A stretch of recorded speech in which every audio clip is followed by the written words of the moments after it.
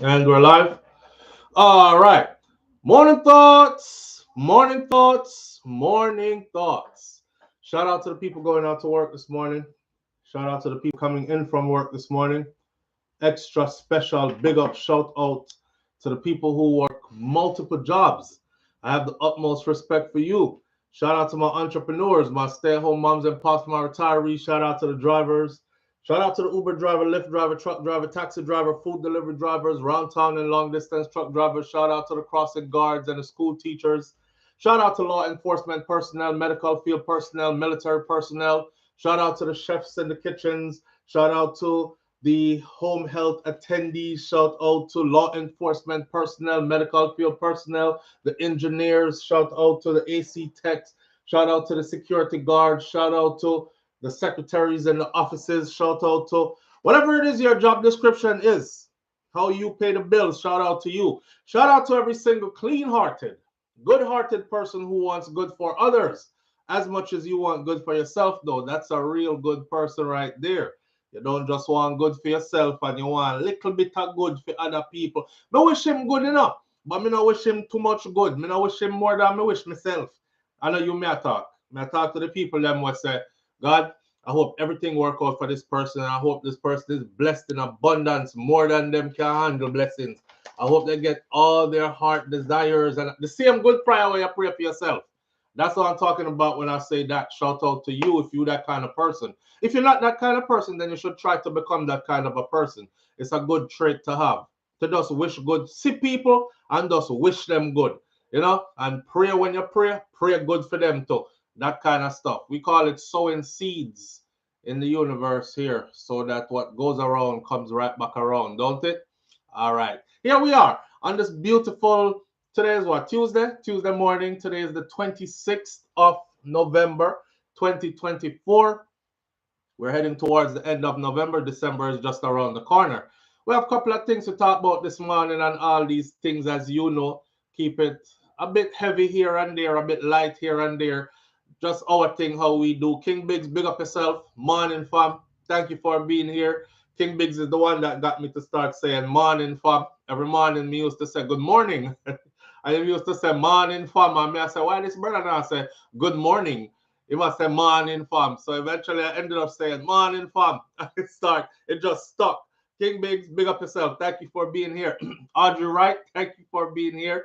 Morning, fam, and present teacher. Audrey is the only one that says that as well. Everybody have them like a unique thing. That's true. Sharon Spence, thank you for being here. Unstoppable Josh is in the building with us this morning.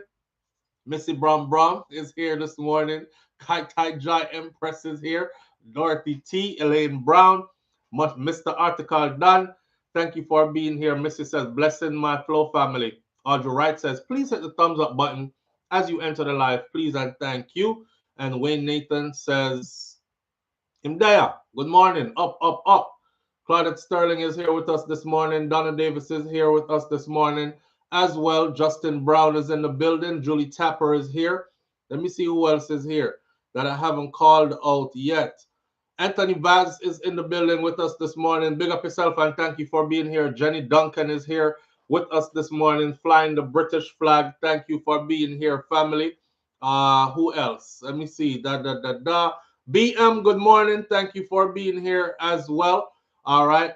I borrowed the morning from King B as well, says Audrey Wright. Yeah, it wouldn't stop saying morning. And I kept saying good morning. And then one day it dawned on me, I say, say Jamaica you come from and a morning, we really say, the man I tell you morning in your own dialect. So why do you keep on bringing this British dialect to the thing? But you know how it go already, right? Because so them used to cuss with. Them used to cuss me bad. When we start this out, and I used to talk like when we used to speak English, we used to get cursed out. People used to be like, you can't even make up your damn mind what you want to be. Please speak English. If you can't speak English, I'm not tuning in again. Or if you just stick to the patois. But we hate hearing you go 1 minute you're speaking English, the next minute you talking patois. And me, I said to myself, say, my audience will find me. My audience will find me. Build it and they will come. My audience will find me because me know. Say I know me are the only one. Y'all ever heard Lovely and Naked talk? Lovely Lake could give you a warning before she talk. I don't know if she in here this morning yet. She gives you a warning before she even starts speaking.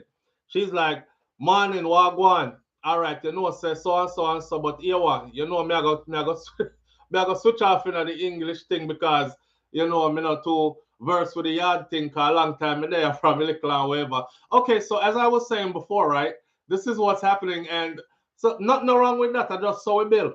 It's just how we build. Enough we left yard long time ago, and it just flows through you to talk like that. 1 minute you talk this way, the next minute you're speaking spoken that way. You best believe though, we have the ability to go into different spaces and to gel and blend. You know what I mean? So not sure you hear me a chat pato like this, yeah. One time I go in the office space is a different thing. And they groomed us for that too. You know? My granny, Miss Ruby, used to groom me for that. I told you all this before. I know that's all. It's over here. I'm a little kid walking around the house in Clarendon. I know that's all. It's over here. I know yes, so. I know that's all. I know come here. It's come here. I know go away. It's go away. So me gear for this from little, you know, from before me even left Jamaica. Yeah, man. She did say, you know, one. She says, "You're not mine. You're just my grandbaby. And one day your parents are gonna come take you away from me, and they're gonna bring you go foreign. And when you go foreign, you can't always talk like pot in patois because it's gonna close doors for you, and a lot of people won't understand what you're saying." My grandmother, wow, I love Miss Ruby to death and life and beyond next life and these things. When you have them great people there in your life, man, where set a solid foundation for you, you just have to look back now, you know, because they're no longer here. I have pictures of them on my refrigerator. So every time we go out the fridge, I know so we belly long. So we go out the fridge often. Every time we go out the fridge, me see her and me see my grandfather. And my kids, she got to meet Melanie and Kai, and Melania and Kai have pictures with her and Grandpa before they pass. So now that they're getting older, they incorporate them when they speak. They're like, "That's my great great," but Melania, she took it far. She said, "That's my great great great great grandfather. That's my great great great great grandmother." She don't understand a one great, but you know they're asking questions now like, "What happened to them, mommy?" Or "What happened to them, daddy? Where are they?" So we have to tell them, say they've transitioned, you know, that part of life. "Oh, they got old. They died." You know, that's the conversation now. But they are remembered on a daily basis. On a day, if you have somebody like that in your life that actually gave you that type of love and foundation, I suggest that you keep them at the forefront because that's the only way that they live on, my friend. When people stop talking about you after you pass away, you're truly dead. That's an African proverb. If nobody speaks about you after you're gone, you are truly dead. Yeah. Forget what your religion tell you. Okay, but you're gonna come back next year or next month or how many thousands of years and you shall rise again and all that. We don't know about that. We're not gonna fight about religion this morning either. I'm saying to you on a personal level, if you had people like these in your life that meant this much to you, talk about them on a regular basis. You have old pictures, go blow them up, frame them, and put them where everybody can see them in your household and these things. See? And that's how you keep them alive. The African proverb says, if nobody speaks about you after you're gone, you are truly dead. Think about that. Think about that. You come, you live, you're gone, nobody not talk about you again. Wow. Wow.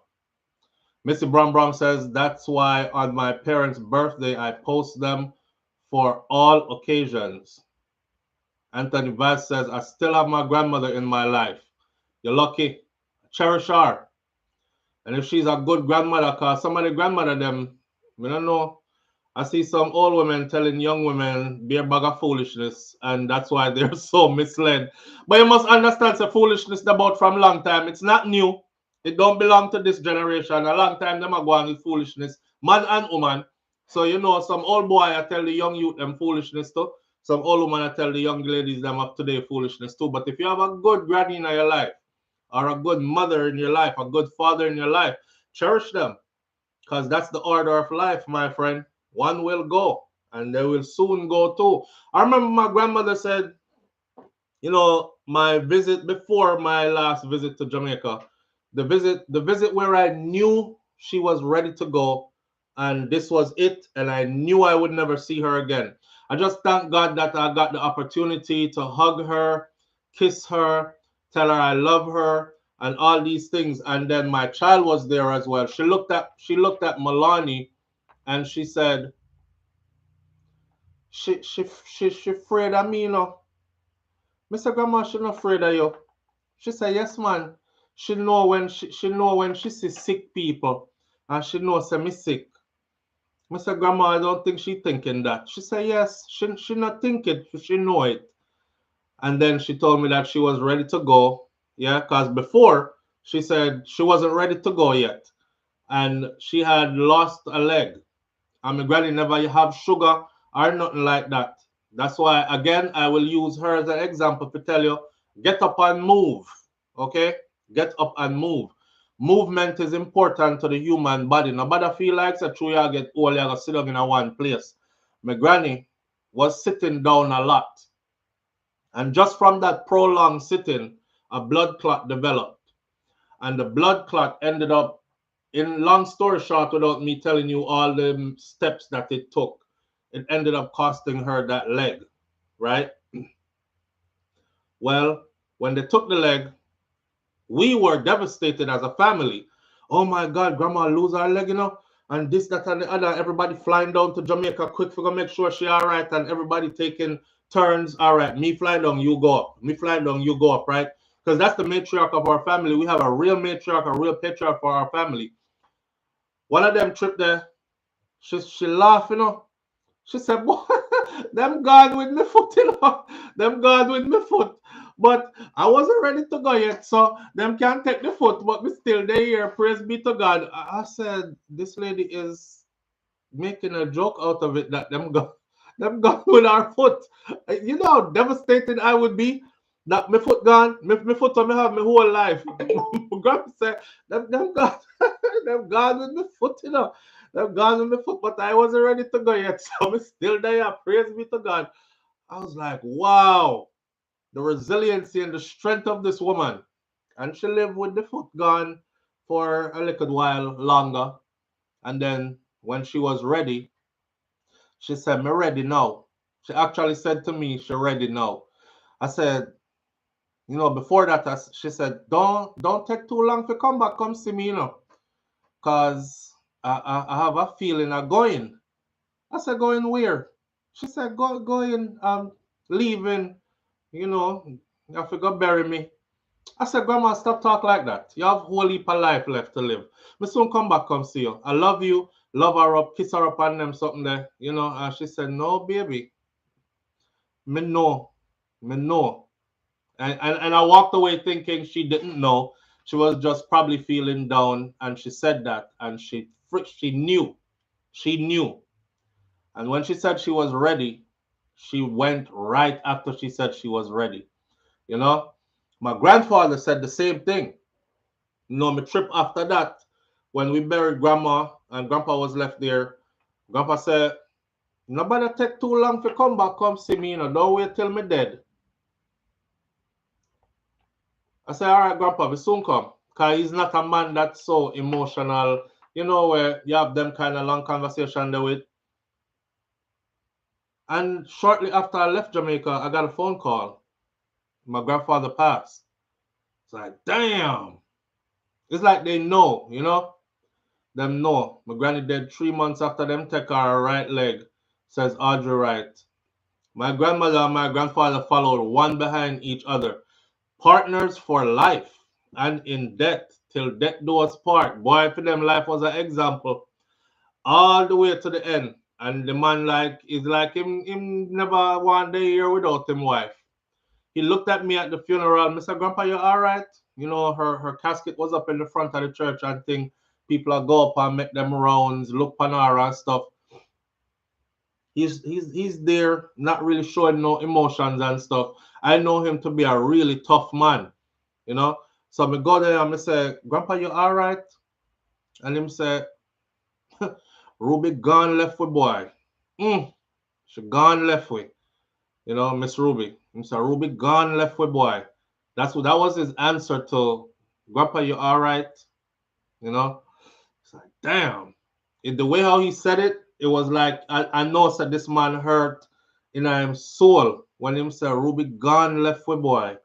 She gone left with. And he went shortly after his wife. Yeah. Jenny Duncan says they do know. My mom told me the same thing. It was heartbreaking, but it's nice to be able to say goodbye to them. They prepare you, but you still don't believe it. Absolutely, Jenny. You said it. You said it perfectly in those two sentences right there. Yeah, they do know. My mom told me the same thing. It was heartbreaking, but it's nice to be able to say goodbye to them. They prepare you, but you still don't believe it. Because you don't want to lose them. You don't want them to go. You don't want them to go. These are the people who you thought, I honestly thought that my grandparents was going to be here forever and ever. Even when we get big enough, we have sense for know, say, why, you know, this is life. People get old, people pass away from old age, sickness, whatever, whatever. Me just think that them did not go always there here. I don't know why. So now when I go to Jamaica and I go to their property and stuff, it is so weird that they're not there in person, you know? Because all the things that what you couldn't do before. Me I say, boy, me not smoke no weed still, you know what a long time I want to do this. So me wrap up a ganja spliff real quick. I say, Miss Ruby did that. See, yeah, better man, she get up and shot their box. But yeah, and I'm doing stuff that I couldn't do before. Couldn't say stuff on the property that you couldn't even say before. You'd have to hold down your breath or go way around a bush. My grandparents, man, their children, some of their children, avid ganja smoker. You see when them about them herb, them have to go down in the banana walk, way down in a coffee piece, way over in the gully, go smoke that and come back over the yard when time breeze blow off, scent off and them, all these things. They couldn't stand around there and burn it. And you know, them just have them way about them. Them just have them way about them. But these are the people, you know. These are the people. Them set the foundation and we will forever be thankful for them and we'll forever keep their names alive because they did us well. They loved us truly. They did us well and they made sure they paid it forward to us. Them, the people, they have to honor them. Because a lot of people come and live their lives and they're like, me I live my life for me. You know, me I live my life for me. And they live with that attitude like, me I live my life for me. And even though you and them blood, them never even left you little common sense, much less believe anything else behind what you can say. You know? So for them, man, they live their life for us. Even that's a sacrifice. That's a sacrifice to live your life for others. They paid it forward for real. So I will forever be grateful for them. And I will forever be speaking about them. Dorothy T says, I said, what the hell, I almost got whipping. Yeah, you don't say that. You don't you don't mention hell. You dare say Jesus Christ. Oh, you call the Lord name in vain. You don't do none of them something there. It was that strict. It was that strict. When I say Audrey can't do it to this day. Me no wear pants. When me go at my granny place, and she dead 7 years now. Unstoppable Joshua, my grandfather was sick and I met in an accident while going to get his meds. And when they told him, he tied his head with a piece of red cloth, and that was it. 2 days after, he went. Yeah, boy. Yes, they know. You still no burn no herbs around Mama King Biggs. Yeah, my mother never see me do nothing like that yet either. I'm a grown man. My mom never see me do nothing like that yet. My mother never hear me curse bad word yet. If my mother ever hear me say blood clot, I must say this she a watch and see me do it. She in her presence, never. And I can honestly say I've never done it in her presence. Not one of the clot them ever use in my mother presence, even in my father presence. That's just the way we were raised. A different generation, different time, different people. Nowadays, you know, it's different. My children be using curse words in front of me. I'm driving down the street the other day. It took me off guard. I got my teenagers in the vehicle, right? And me I drive a truck and me say, yo, me should I carry a truck here, go up on the highway, go rev it out because we just put a new engine in there. You want to know. So the new engine will blow off steam properly before you take it on a long run. And I forgot what I did and fling the truck away. And me I hear me pick them talk about, yo, what the and drop big F-bomb. And I was like, it froze me. I didn't chastise them. I didn't tell them, you know, what you just said? Hey, don't speak like that around me, blah, blah. I'm not that kind of parent. Because them hear me say it. So, but I didn't, it still took me off guard that they actually was brave enough to say it in front of me. Different times, man. Different times. Here what? We have a lot to talk about this morning. A little, but a lot. The babies are home. We just discovered this morning that they won't be having any school until after the Thanksgiving holidays. For those of you who Thanksgiving can be a very depressive time of year, just like all these other holidays for people who don't have anybody. True enough, we have somebody. We feel like everybody have somebody, but a lot of the time people don't have nobody. You know, some people are traveling for work. They're far away from family. They're going to do the holidays by themselves. And even if you don't celebrate the holidays, it makes you feel lonely to see everybody. Cause remember, you know, all of the store them lock up and everything. You can't go nowhere really. And then everybody is around their friends and families and festive activities. Then they cook food and drink drinks and enjoy themselves. And you just stuck by yourself. So remember those people in your Thanksgiving while you're giving thanks for all that you have. The Thanksgiving holiday is drawing near. You know what people do already in America? Big gluttonous holiday. Big, big gluttonous nyam full up your long belly. Just nyam, nyam, nyam. That's probably what I'm going to be doing. Probably. But, you know, give thanks. Anyhow, Diana King. We're going to talk about Diana King this morning. Diana King posted a new picture, and the new picture, Diana King shows off her new look in a topless photo. I don't want a shy guy. A shy guy? I don't want somebody who's loving everybody. I need a shy guy. This kind of guy. Something there for me. Something. That Diana King there. Oh, Lord have mercy, mercy, mercy. Diana King was huge back in the day. Diana King was beautiful. No, somebody I gonna say, so why I try to say SouFLo, she's not still beautiful. Well, I don't call men beautiful, and I think she would appreciate this. She's gone above and beyond to look like a man. So I'm gonna say my brother, you know, because she look like a man now. She truly look like a man. I saw a picture of Diana King leading up to this picture because me see this story. Big up Yard Hype. I see the story this morning and I went to go look for other pictures. First, I went to go see if it's real. Then I went to go look for other pictures. Dramatic change. But there's a picture where her beard grew out. Cause you know them start take them hormones and this, that, and the other, and her beard grow in. And she did have like salt and pepper beard. She's 50-something years old. You know, around them time, their 40s, 50s, the beard start putting grays in it and thing. And she was asking her audience if they like her beard. And I was shocked to see the. Anyhow, we're going to talk about Diana King, but you know how we do already. The conversation goes to a different place. So pay attention when we do the Diana King piece. Charges have been dismissed against the big head honcho Donald Trump. Like it or not, the charges against Donald Trump have been dropped. We're going to talk about that. Vybz Kartel is offering discounted tickets for Freedom Street concert December. We're going to talk about that as well. Jamaica is trending with the mass shootings again. There's another mass shooting that just happened. 5 people shot dead one time in a one go. Like I told y'all before, this is starting to become a regular thing in Jamaica. How them say it?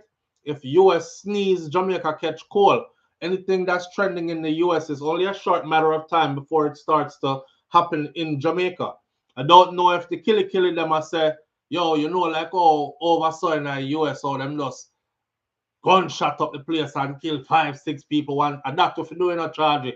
And man I say, yeah man, just like how them do it. So I don't know what them I do or what they're trying to do, but it looks like the same thing.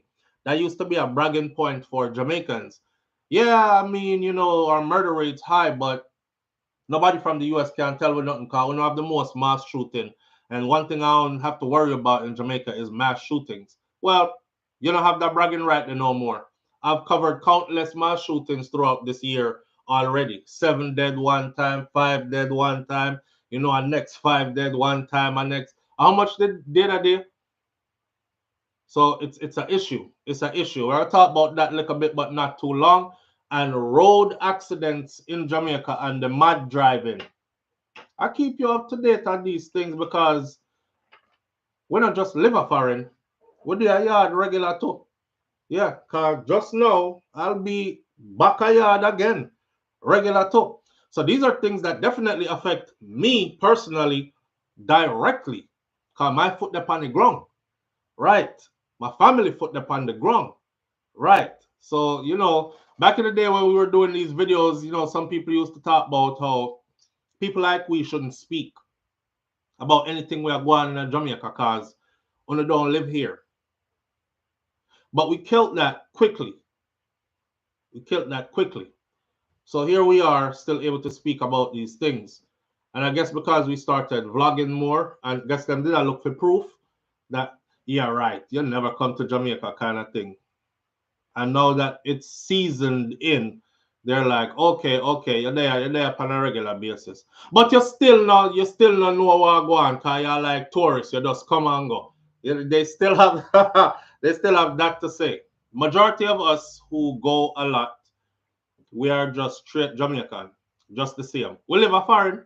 We have some things over there, like probably one little piece of property, and you know your car and sitting on your work over there and all that. But yard away your place there, really and truly. And every little chance you get, you run go to your yard, right?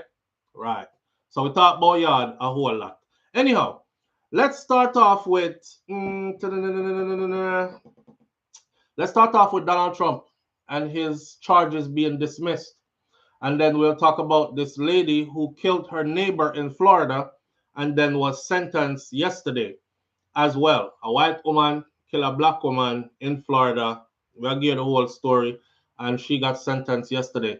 So as far Donald Trump goes, you know, a lot of people said this was going to happen, and it is happening. The chief prosecutor in New York, the one, Damian, whatever his name is, the one who has Jamaican background, he resigned yesterday. Naturally, Donald Trump wanted somebody else in his job because he didn't want that guy in his administration. So he replaced him. He could have kept him, but he's not any of his favorites. So he replaced him and he had to resign yesterday. I have a feeling it's because he prosecuted close friends of Trump. So power has switched. Kaz Robinson says we knew the charges would be dropped. How could you have a president with felony charges? This would make USA look like an idiot paradise. Right. So they dropped them. The judge agrees to dismiss Donald Trump's 2020 election interference case. President-elect Donald Trump faced charges over his handling of the classified documents and his efforts to overturn his 2020 election loss, which culminated in the U.S. Capitol attack. Y'all remember the U.S. Capitol attack? They stormed the Capitol. A lot of police officers got injured in the process. It looked like a lot of people got a lot of time out of that. But here's what's going to happen. I believe the people who got a lot of time in that is they're also probably going to be pardoned by Donald Trump. Just throwing that out there. So Special Counsel Jack Smith on Monday filed motion to drop all federal charges against President-elect Donald Trump regarding his mishandling of classified documents and his effort to overturn the 2020 presidential election in the lead up to the deadly January 6th attack on the U.S. Capitol. Hours later, U.S. District Judge Tanya Chutkan granted Smith's motion to dismiss all the January 6th related incident charges, formally bringing to an end the case that alleged Trump unlawfully conspired to overturn his 2020 loss to President Joe Biden. Officially, this case exists no more. Trump was first indicted in June of 2023 in a federal court in Miami on 37 counts related to mishandling classified documents that he took from the White House to his own Florida home. They included willful retention of national defense information, making false statements, and conspiracy to obstruct justice. A Florida judge dismissed the case, but Smith's office had sought to appeal. Trump was separately indicted on 4 felonies in August of 2023 for his attempt to reverse the 2020 election results: conspiracy to defraud the United States, conspiracy to obstruct an official proceeding, obstruction of and attempt to obstruct an official proceeding, and conspiracy against rights. That case was then put on hold for months as Donald Trump's team argued that the case should be thrown out for multiple reasons, including that the former president cannot be prosecuted for his actions while he is in office. And these are the things that he did while he was in office. Trump had claimed that the prosecution was politically motivated. He has never publicly conceded that his election claims were, in fact, false, and he pleaded not guilty in both federal cases. The federal indictment of Donald Trump marked an extraordinary moment in American history, the first ever accusation that a president sought illegally to cling to power, to mishandle classified information, and attempt to obstruct federal investigations. Their dismissal also marks a historic moment. 50 years after lawmakers from both parties forced Richard Nixon to resign the presidency amid allegations of criminal conduct in office, half of America's voters chose to return Donald Trump to the presidency. So this morning I'm looking at it like Trump can't lose. He can't lose. He can't even lose if he tried, apparently. He's the man of the moment. You remember Gully Bop?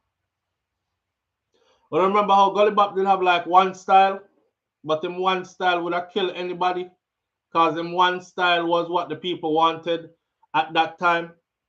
Yeah, Trump a Gully Bop right now. Over stadium right now. Pack the place I'm about to do the show right now. With him one style right now. Yeah, and he can't do no wrong. He can't do no wrong. So that's what it is for him. You know, conservative judges on the Supreme Court handed Trump a sweeping victory in the case with its ruling on presidential immunity. The justice first took months to issue a decision, making it impossible for the federal judges in Washington overseeing the case, Chutkan, to conduct a trial before the election. So the judges, the federal judges at the top, they actually froze it. They held it up. So the judge now who was presiding over the case couldn't do anything. That's why it was able to be put on hold while he ran for president. But the judges up the top, those are his people. And they it was all chess being played. It was all chess being played. And now that he has one, they gave him the clean sweep. His record is clear. He's good to go. And that is that. Charges may have been dropped, but history is going to deal with him wicked, says Crystal G. I don't know. I don't know. All I can tell you is brace for what's to come. You know what I'm saying? I'm in the gym. I'm doing push-ups and whatnot. I'm running with the rifle. I'm getting ready. I don't know. just be ready for whatever is coming. I honestly don't feel any different. I don't feel like anything changed, like anything happened, but we don't feel it yet. But I think come January of 2025, we're going to start to see the changes that he's talking about to be put in place. Y'all remember, Donald Trump went above and beyond to try to get rid of stuff like the universal health care plan and stuff like that. So Roe versus Wade, universal health care plan. What else? So now that he is in power and they do have control of the House and the Senate and the presidency, a lot of stuff that you think was not going to pass because he might have had some level of resistance to it, they're going to easily pass now. So it's definitely going to be interesting to see what comes in the future, right? Starting a month from now. But whatever it is, we're resilient. We've survived through others, and we will survive through this too. I'm just hoping that he actually does so good. This is me being optimistic. I'm hoping he actually does so good that everybody who doubted him have nothing to say, but just shut your mouth and be like, damn, he surprised us. If he does so bad, of course, everybody is going to be like, well, we knew that was coming. Yeah, we told y'all it was going to happen, kind of thing.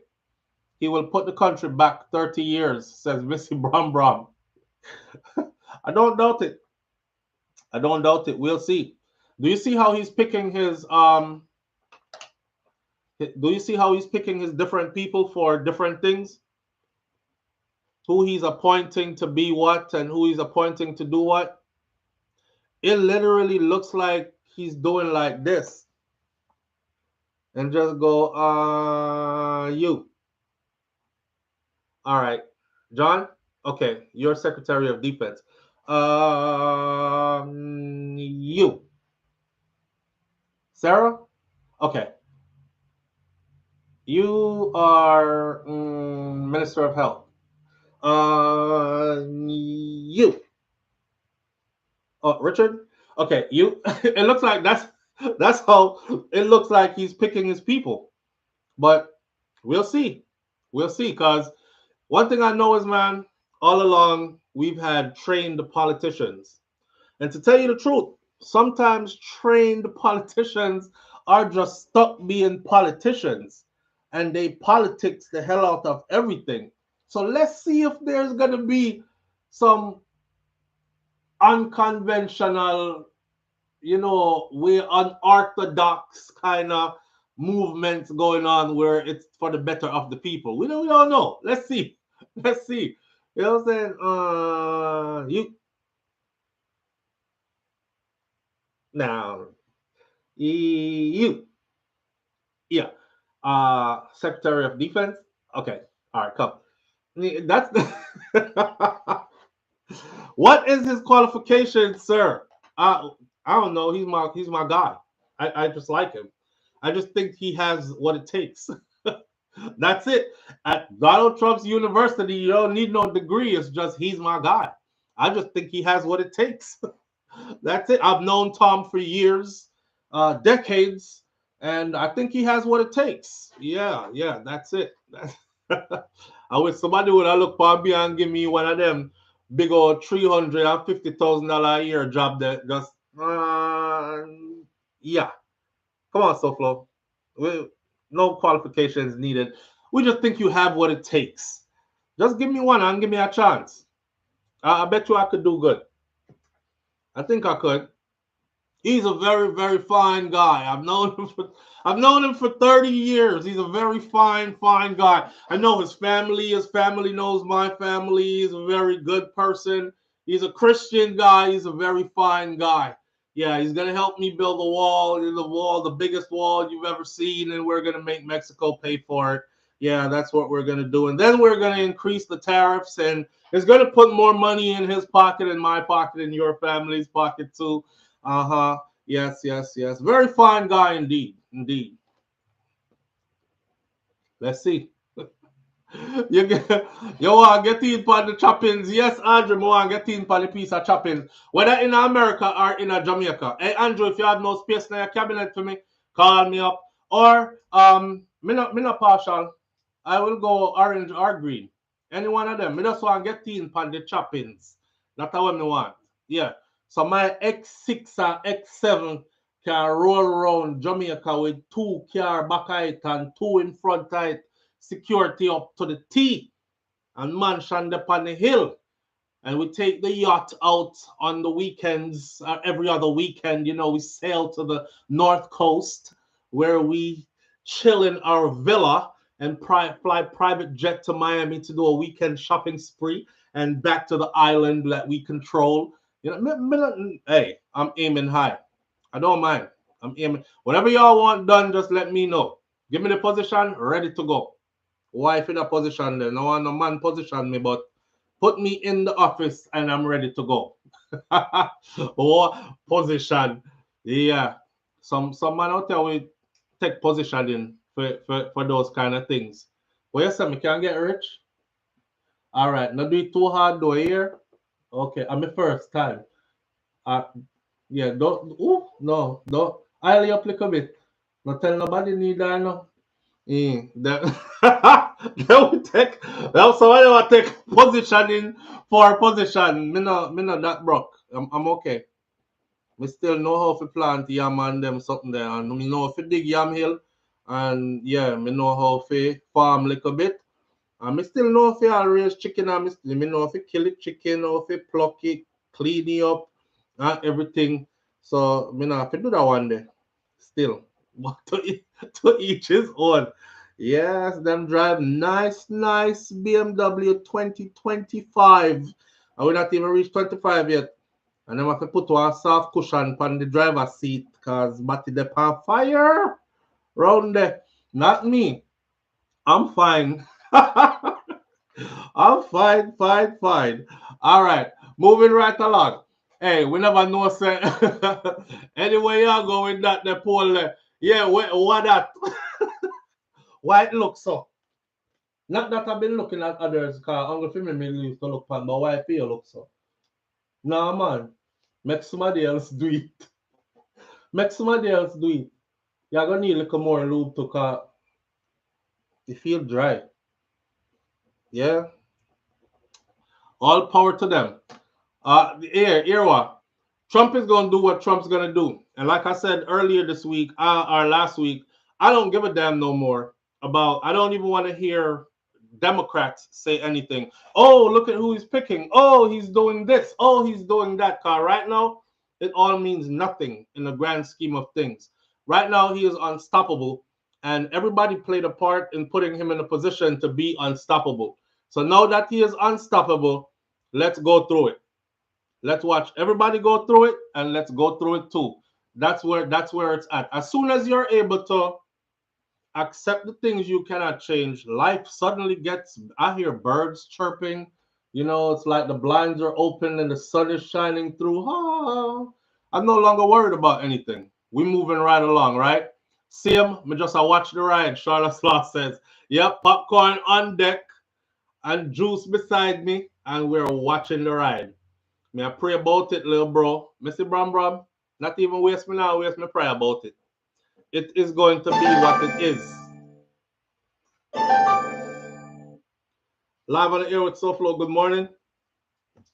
Morning, SouFLo. Morning, family. What going? My understanding was. Hold on there. I don't know why you're not. No. Can you hear me now? Yes. That was my fault. My understanding was that charges were put until after 4 years. Second? I said my understanding was that his charges would be put on hold until after his 4 years. Okay, so if you go to NBC News, breaking news this morning, you will see it. And it's with all other major news carriers, CNN, Fox, MSNBC, All of them. I went through all of them this morning. Same thing. His charges are completely dismissed.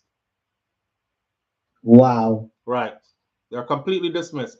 They put in a petition for it, and then that petition went through swiftly and was approved. And then within hours, it was approved. They didn't even take a day to think about it or anything. Within a few hours of them putting it in, it was answered with a complete swipe. Slate is clean. He's good to go. Set. Mm-hmm. Disgusting. Okay, I'm going back in the chat. All right. Yeah. It is what it is. It is what it is. I'm not even going to cry about it no more. I'm not even going to pray about it no more. We have more important things to pray about. We're just going to ride this one out and just watch the show, because it's going to be an interesting show. I call this a series, right? You know, when you're watching like your favorite series and it's like the next episode, and then more so the next episode, cause one episode I gonna lead to one. Well, I wonder who she gonna sleep with in the next episode. Cause boy, she going wild in the first one. Where her husband at? Oh, he a dog. I seen him in. Remember what he did to so and so in the first? I saw this. I got exciting for me. Me just I got sit down and turn this in my own real life movie and just watch it all unfold. That's it. Audrey says, no, your sister them can't actually move swiftly. They can actually move swiftly for the things them that should be done. Yes, because they move swift as hell for this. It only took a few hours. They put it in, came back like almost right away. I think they said 2 to 3 hours or something like that. It was back in. Everything wiped clean. So, and for those of you who are doubting and are saying you thought, like the sister just said, I did too. I saw it last night first before I went to bed, and it says his charges could be dismissed. I woke up this morning and I said, let me check on this, because if it is, I got to talk about it. And it says his slate's clean. He's good to go. The Supreme Court judges gave him a clean slate, did away with everything completely. Right. Yep, Jody Tapper, I agree. It was already planned. It was already planned. Who they wanted to be in power this time around is exactly who is in power. But that begs to say now, right? And I don't really want to have this conversation this morning, but it kind of makes people who vote think that, well, you know, maybe our votes really don't count. Maybe it's just something to give us to say we're doing something, kind of thing. I don't really think it actually does count. This is what a lot of people are thinking at this moment. We're not going to explore that this morning. I just people are thinking that it's beyond our control. And like I always tell audience, if things are beyond your control, don't waste your energy worrying about them. Worry gets you sick. Why get sick for something where you can't control? Worry about other things, right? All right. Dorothy T says I'm buffering. Buffering. Please let me know when I'm no longer buffering so I can go on to the next topic. That's why many don't vote, says Nans. Absolutely. But you know, we can't be sore losers. Sometimes you win, sometimes you lose. That's how it goes. Somebody let me know when I'm done buffering, please, because I can't tell on my side that I'm buffering. Can't tell on my side. Missy Bram says, why worry when you can pray? Here's my thing, Missy Bram. That's true. But if I'm praying, I don't even worry for real. Buffering stop. Okay. I used to be telling my mom and my grandmother that. I said, y'all always worry. Y'all worry a lot and y'all pray a lot. So if you're praying and you're worrying, it tells me that you don't believe in your God's power to do anything. That's why you still worrying. You know? So Mr. Bram says, why pray? Why worry when you can pray? If you don't believe in your God's power to do anything, that's why you worry. That's why you worry. So you're praying, but you're worrying. You're worrying and you're praying, and you're praying and you're worrying. Well, if you're praying, why are you worrying? If you have confidence that your God can take care of this, why are you worried? Just pray and left it. Not true? Right. So that's what we on this morning. All right. Moving to this next story now. The next story on the list is da da da da. Let's get rid of that. You know, Donald Trump wasn't even on our list to talk about this morning. Nope, he wasn't. All right. Before we get too far into this, I just want everybody to know who will be going to the Freedom Street concert in December. $10,000 Freedom Street tickets. Vibes Cartel is offering Black Friday discounts to struggling fans. Now, everybody have the whole heap of money, can pay for these tickets. Some people have their pods, so those are thousands of US dollars. Some people have their this, some people have their that.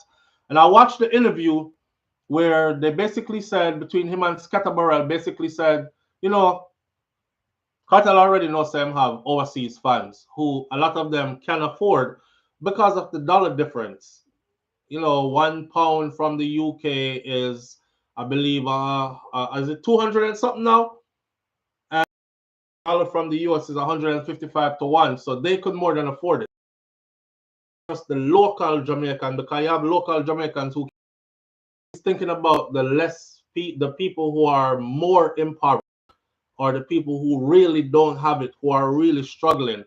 And a lot of those people are also people that kept him up throughout his years of incarceration. You know, them look out for him, them purchasing music, them play it. They kept his name alive in the streets and all that.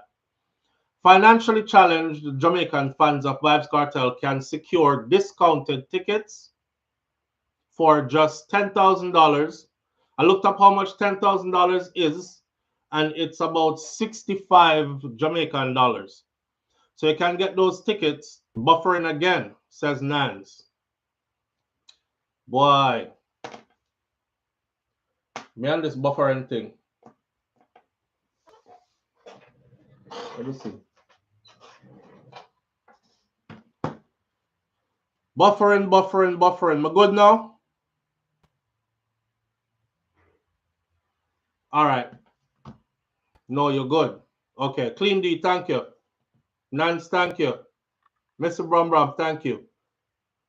All right, Kaitaja Empress, thank you. All right, Empress Stephanie, thank you. Mr. Brum, thank you. All right, moving forward. Look, he said that the financial is Charles Law. I appreciate you. Good, JC, thank you. Julie Tapper, buffering is on and off. All right. Sean Cassell says, I'm good. We're good now. Anytime it starts, please let me know.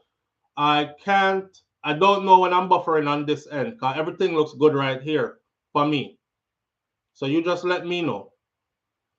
So he said that the financially challenged fans can secure their $10,000 tickets to attend the highly anticipated Freedom Street concert that is set to light up Kingston on New Year's Eve. They also announced that there will be a massive fireworks show at this. You know, say New Year's we are bringing. New Year's we're bringing in. So the massive fireworks show, the transformation of the venue into a wonderland and all these other things. The show promoters have announced that a limited quantity of special discounted bleacher tickets are available, and these tickets will be available on Black Friday weekend, beginning at midnight on November 29th. Midnight, November 29th, you want some cheap ticket, go and go get them, right? The tickets are way cheaper then. November 29th, and it will be ending on midnight, December 1st. These specially discounted tickets are for the financially challenged Jamaican fans, and this initiative is supported directly by Vibes Cartel himself. The event official website is freedomstreetlive.com. So freedomstreetlive.com, November 29th at midnight till December 1st at midnight, you can get tickets to Freedom Street for 10,000 Jamaican dollars, which is roughly 65 US dollars. Originally priced at 125 US dollars, which the original price was 19,800 Jamaican dollars, it would be reduced to what it is I just mentioned, Other bleacher tickets will cost 150 or US dollars, or approximately 23,800 Jamaican dollars. So November 29th to December 1st, log on, get there to the official site, which is freedomstreetlive.com, and get yourself your tickets. All right. Me see a brother link me and say, SouFLo, me not go at this a concert here because cartel now use live band a track I use. I may have 2 tickets me want give it, so link me. Me not need a ticket, bro. You can give them to somebody. And I already told them, I said, give them to somebody who actually really needs them. There's a lot of people out here that's trying to sabotage it, trying to make people feel like, oh, I'm changing my mind. I'm not going because I don't think it's going to be good. We still are going. We still going. So you can't change nobody's mind over here. I understand that some people are going to be jealous because they can't make it for whatever the reason is. Either you're not financially endowed enough to do it this time around, which it happens. Enough things me want to do and couldn't do neither because my money wasn't right at that time of the year and these kind of things. But we're going to be there, and we're going to be there having a whole lot of fun. All right. So find somebody, if you actually do have tickets you want to give away, and give them to somebody who need them. Because there's a lot of people out there who need them, who can't afford them. But we are going to pack up the stadium for you and have all the fun in the world for you. What happened to Sting? Where is Lang? Sting is going to be happening. Sting is going to be happening. The lineup for Sting, by the way, is already out. Let me see. Sting are going to be happening, man. It's I don't want anybody going away feeling like we have to pull down one. I've said this before, like we have to pull down one to uplift the other.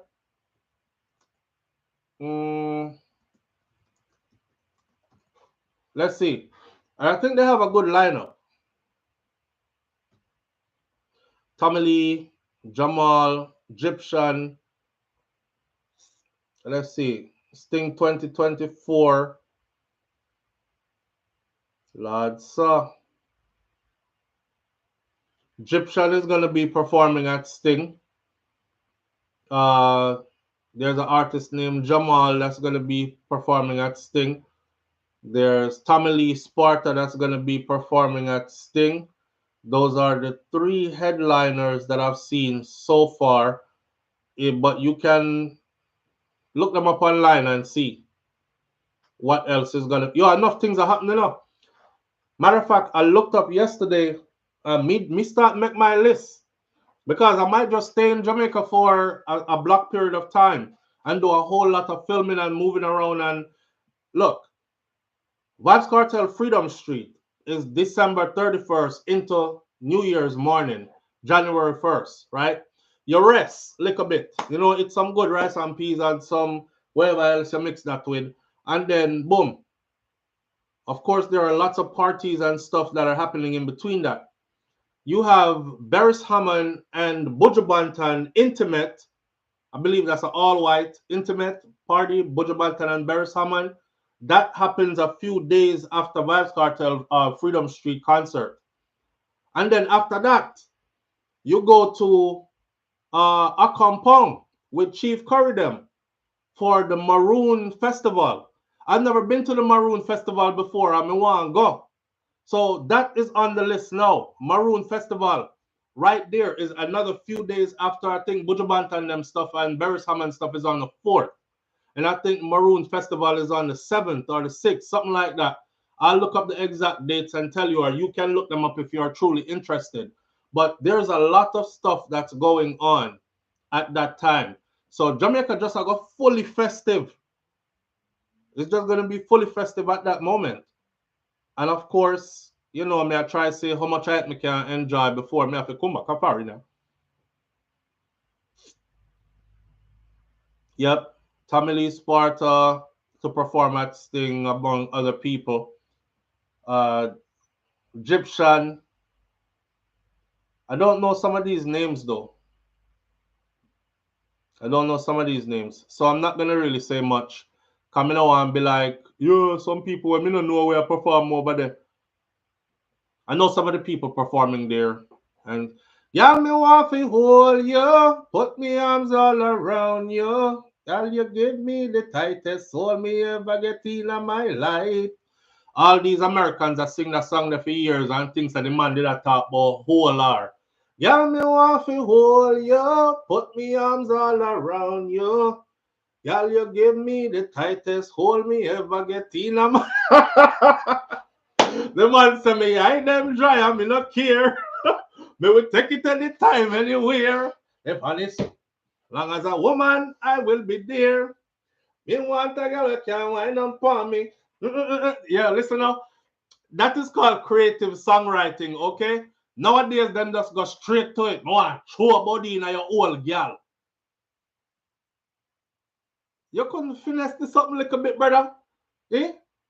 You couldn't finesse it a little better. I tell you the truth, you know, mama, me I beg you a fuck still. That's how them sound today, you know. I tell you the truth, you know, mama.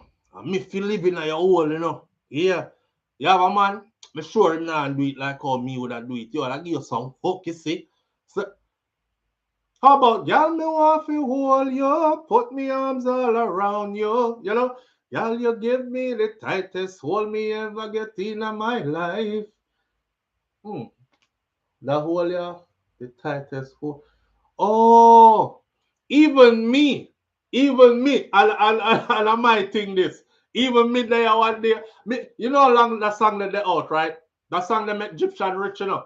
But you know how long me they about I listened to that song there. And it wasn't until one day I was singing it, and I was like, yeah, me want to hold, because it was playing. Put me arms on, I said, blood fire. It's not talk about no holder. I'm so late. How old were you when you found out? I was so late. I just wasn't paying attention to the song. Cause I'm smart enough to get it to play upon every radio station across the world, right? Nobody said, "Oh my God, we can't play that. That content is not." The man smart enough to slide it right in a prime time radio spot. How about pick me and sing, "Yeah, me want to hold you, put me arms all around you." Everybody thinks I want like an innocent song. Egyptian so the girl hold tight. And the tightest hole he ever get in her life. And he want to put his arms all around her and hold her. Because she give him the tightest hole he ever get in her life. The day that dawned on me, I said, blood fire. Oh, okay. There's so many more of those songs though in reggae music. You know, creative writing, man. Creative writing. Him deserve all the props him get for that song there. And hear what? Egyptian can sing that song there for the rest of your life and come off a stage and don't sing no more song. Yeah, cause that song is that big. That song remind me of let me see who have one powerful song where them can sing one time and don't have to sing no more song. Cargo. Cargo with Cargo with him friend song. Cargo can go sing that song there any which part and just bring out Cargo for close the show or give him one slot with that one song there and it done. Right there so. Him not have to worry about no other song. Those are powerful songs. That's what you call masking, a calypso term. Masking. Bunches says that's what you call masking in calypso terms. Charlotte Star says you hear the Mariah Christmas Carol remix. Mariah no one. Mariah no one you. No, we don't hear that one there. We don't hear that one there. Mr. Brown says we did a ramping shopping at church and did not know what the meaning was at first. Yo, ramping shopping at church, my friend. Oh God. Our pastor did pastor look for you, cause pastor know what the meaning is. Is a ramping shopping really in your home?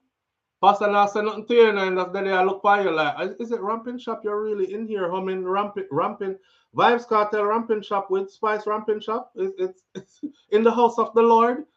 No man. Carry it outside, please. Ramping shop. What kind of song name again? Sure, me can't do that. Me have to find the song before me move forward. Hold on there. Somebody start me off with the cargo song, please. Cargo friends. Let me find it. Sitting about him friend. Me have to give him props which part him there. Cause that song there. It's a song that can pay your bills for the rest of your life. You know, the lesson to the young artists them. Get creative with your writing. Live on the air with SouFLo. Good morning. Hey, good morning. So, hey, listen, man. So, Oh, we gonna be a... Okay, thank you, babe. All right, thank you. Yeah, caller. What you say? Yeah, so something the TV buff. It's not your system, the cable system. You got they call it up to enterprise. Okay. And that I'm a technician for 20 years, so I know what's going on. All right, brother. Not your system, the cable company. Okay. Okay, or whatever. All right, respect. Manners and respect, sir. Yeah, man. Now sell out my friend them. Now got this my friend them. Please your guide and protect them. Yeah, that one there by Cargo. All right. Thank you, babe. Thank you. Now sell out my friend them. Yeah, Cargo. Him can sing that any which part. Call you and the caller said he's a technician and he's calling to tell us that when we're buffering, it's not necessarily our system. It's sometimes it's with the cable company. But the caller sound like him himself underwater. So me did I say if he can technician thing, so it can sound a little bit clearer when you call in. But anyway, we take the we take the information and move forward. Thank you, caller. Don't say a word. Watch out. Let's run through the heavy stuff. All right. We told you all where to go get the tickets. They will be on sale. There's a Black Friday sale for that. Trump charges are dismissed completely. Mr. Trump about to run the place. Let me see. Diana King, more mass shooting. I gotta see if the mass shooting and the accident something for the last. Diana King put up hold on there. Live on the air with SouFLo. Good morning. SouFLo. Yeah, family, what go on? Hold on there before you start talking about Dane King. Mm-hmm. Me send out a voice note saying from me other number. Mm-hmm. Cause what day me said I'm going to go a little bit off topic for a minute. See. I realize the DJ Khaled there at Jamaica. Yeah, DJ Khaled and his family there yard. And I said, hold on. DJ Khaled there at Jamaica. Mm-hmm. Anyhow, in over the years, me I watch DJ Khaled. But if I ever hear DJ Khaled mention Vybz Kartel yet until what day when him there at Jamaica. So me I say, okay. All right. Long story short. You hear what I'm saying about Kartel is his favorite person? Just listen me. Me I listen. Go on, bro. Me I listen. Come on, yes, all right. I said it first. All right. Kartel I go win that Grammy. You feel Kartel I go win that. And I ask you. Tell you.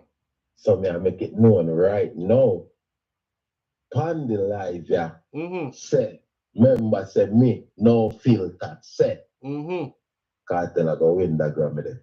Remember them man there, no just set things, just to set things in a youth. When them man they say some things, something is behind it. The same way they touchdown for coffee. See, and then the touchdown for Buju and Buju come out. And then when you see Buju in a year, not more than you just see Buju in the man backyard. But I really like that still, look at it, make it look like I bought Buju come in. I can't go pick him up off my water. Hurry up, I'll come. Yo, you know, no sense. But I really do it, SouFLo. But I really do it, bro. May I tell you? Me feel like yes, sir, Kartel walk with a Grammy.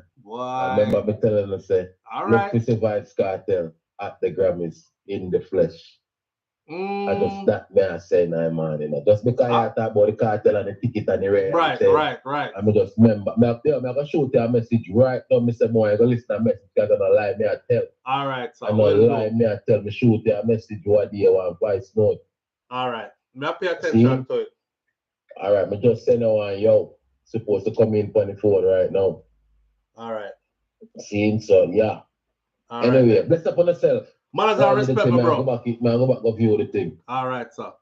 Yeah. All right, that's a tall order of a prediction. The man said he never really like that still because it made Buju look like said I probably both him come in. We didn't know that Buju Banton was about to leave Jamaica or nothing. Buju never said nothing to nobody. You know, some people that we post on social media after all these years. I got my papers back. The dread, not the dread flies again. This, that, and the other. Buju never said a word. We just wake up one day. I will see a picture with Buju. And I said to myself, say, him do a green screen or something because that look like Miami. I know what Miami look like. I grew up there.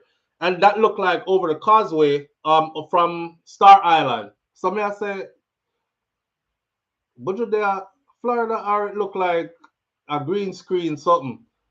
Next thing we know, it was that. Yeah, big up to Buju Banton for that, for moving in silence, right? Because sometimes some people fight against you so much, them just want to cramp your style. And they'll do anything in their power to cramp your style. So sometimes you don't even say nothing about what you do and you just do it. And when it done though, hear the frig of them now. Lord, you see if me did know, me that try my best to stop him enough. You can't stop it now because it done already, right? We've learned that lesson too. But yeah, I remember when the camera pan around like this, after we saw the picture, I said, that's just a picture. And they probably green screened it. And the camera pan around like this, and I see DJ Khaled there, DJ Khaled backyard. I was like, oh, wow. So would you really, really lift up out of the place? And he's been on the go ever since. Nobody is talking about it. Buju Banton has sold out 3 big arena shows in New York. I think this is the 3rd one. And all his shows have been pretty much that way. You know, I think this year, Buju is the person who has had the most successful reggae tour of the year. And nobody is really, them not really giving him accolades, you know, them not really talk about it. All them are going still, exactly, Nines. I was just about to say that. All them are going still, them can't stop him. I think Buju was destined to do what he's doing. I heard Buju say it a long time ago. Him probably not even remember saying said this, but he said, music is a thing we have to call you, you know? And a lot of people are run to it now where it never called them.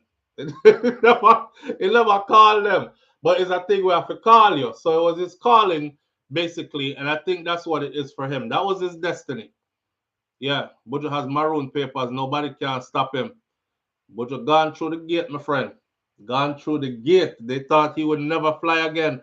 Even people that call in, they're like, SouFlo, my papers get taken away, and I never did anything much. Not even half away, Buju do. How Buju get back fee already? I said, because you're not Buju. That's what else you want me to tell you. I'm not an immigration consultant. I am not an immigration attorney. I don't work in the field. I'm not a person who has all this power that can do nothing. Oh, I should tell y'all. Listen, the lawsuit that was filed against me has finally been.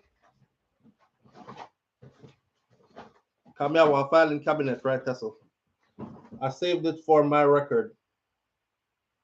Case closed. $1 million. Case closed notification. See me right on it there. Case closed, $1 million. The lawsuit that was filed against me. Let me tell you how people's perception of you are, right? We're going to take a little detour. The date was set for November 4th, 2024 at 10 a.m. in the hearing room at the Duval County Courthouse in Jacksonville, Florida. And they said that this lawsuit will be dismissed upon this day without prejudice, and that the court will file and will close the case as concluded. Hold on there. Live on the air with SouFLo. Good morning.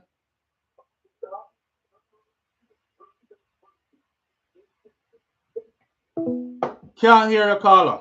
I think you're there calling to give me some legal advice or something. Stop SouFLo, don't, because then we bring on next one.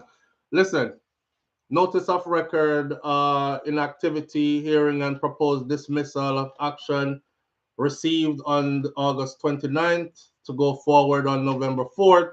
The only thing I needed to know is, did I need to be there for this case to call me keep up with it, you know. Let me tell you something about America, right? The United States of America, great country, great country. Frig, can go on. Because I can file a lawsuit against you.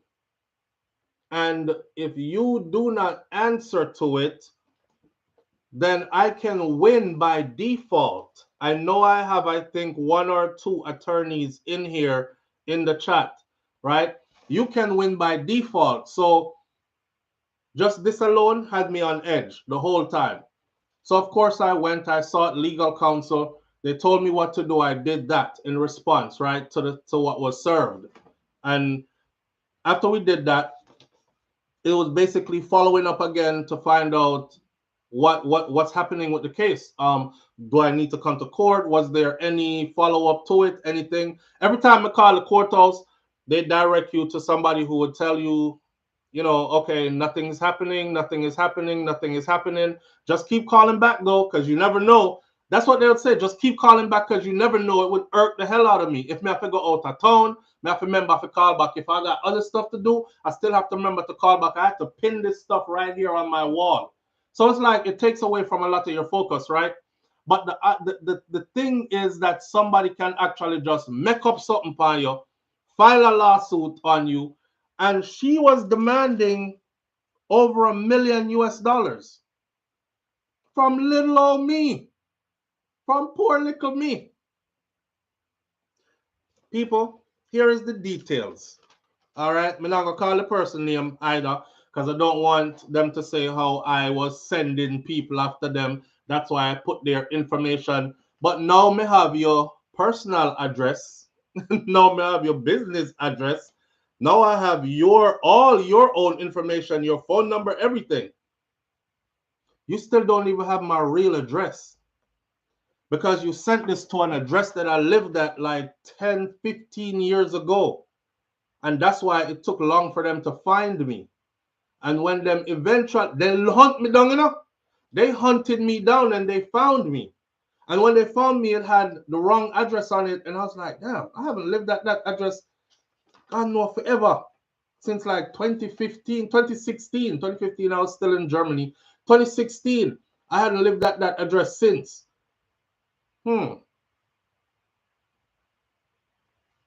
Here we are. This woman claimed, right, that SouFLoTV actually, listen to the outlandishness of this. This woman claimed that SouFLoTV, I am a very powerful individual on the island of Jamaica, but I reside in the United States of America, and this is where I stay and pull all the strings. And for somehow I control the major news media houses on the island.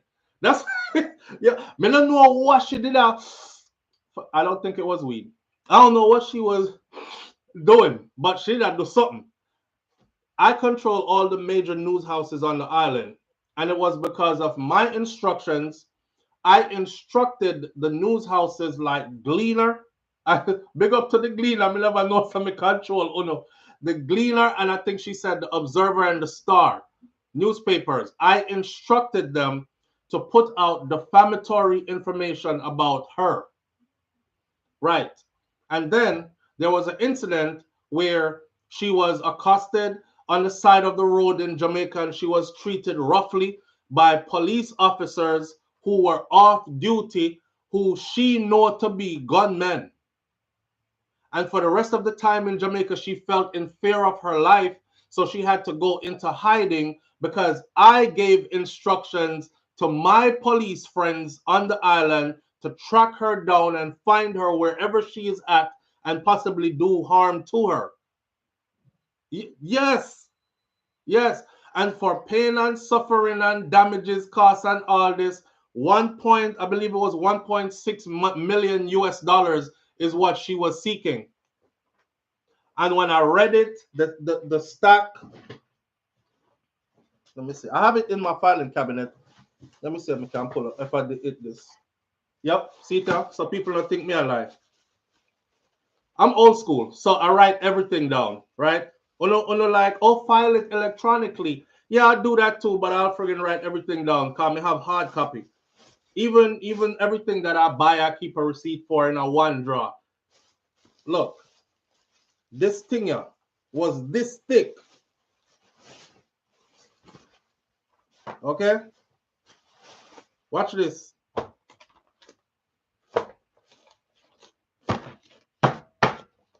This was this thick. You see this?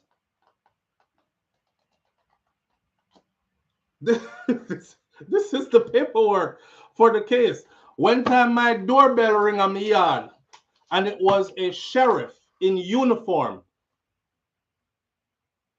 Me I think back to all my Miami days one time me a young picnic, you know, when you're 17, 8, me I say, when me do it catch up with me, but me never do nothing. Look out there, me I say, rascal, what police are doing my door? Maybe the police come to ask something about my neighbor. I don't know. Me open the door. Me open the door, the man said my full government name. I said, yes, that is me. Him said, okay, and you run SouFLoTV? I said, yeah. He says, okay, here, you've been served. I said, been served for what? He was like, I don't know, man. I'm just a messenger. Go through it, look at it, see what it says. I'm going through this, them thousands of paper here. I said, what the fuck?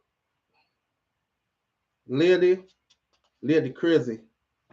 Miss set gunman panar, off-duty police officers who double as gunmen, had her feeling very unsafe on the island, like, you know, her life was in danger.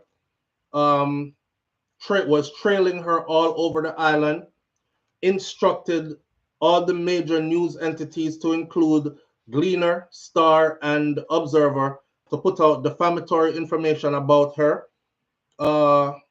Began publishing defamatory statements about the plaintiff regarding the vehicle that she had rented in November of 2021 from, and I conspired with the rental car company to put, no, yo, you know what funny?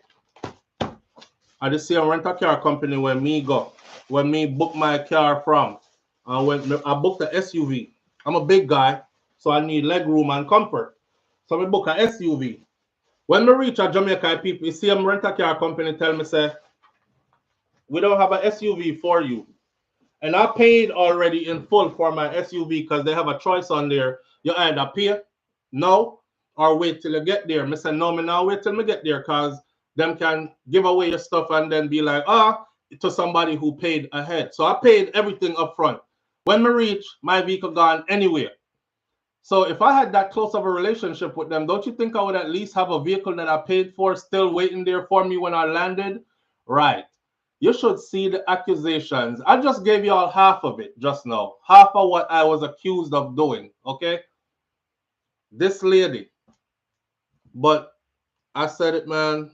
You have to be careful out here. You got to be careful out here. I remember calling a law office and the attorney said he charges like $350 an hour and him not do free consultation. Let me show you how God good, right? I called a couple of law offices and then I started saying, damn, if I gotta get an attorney, I can't pay no $350 an hour. Imagine if this thing drag on forever. $350 an hour. Not $3.50, no, $350 US an hour. I got another one that said him charge like $275, something like that. So the numbers are in the hundreds of dollars per hour for everyone I call. Finally call one. Hang up on call, hang up on call. I'm looking around and I finally call one. I was led to this one.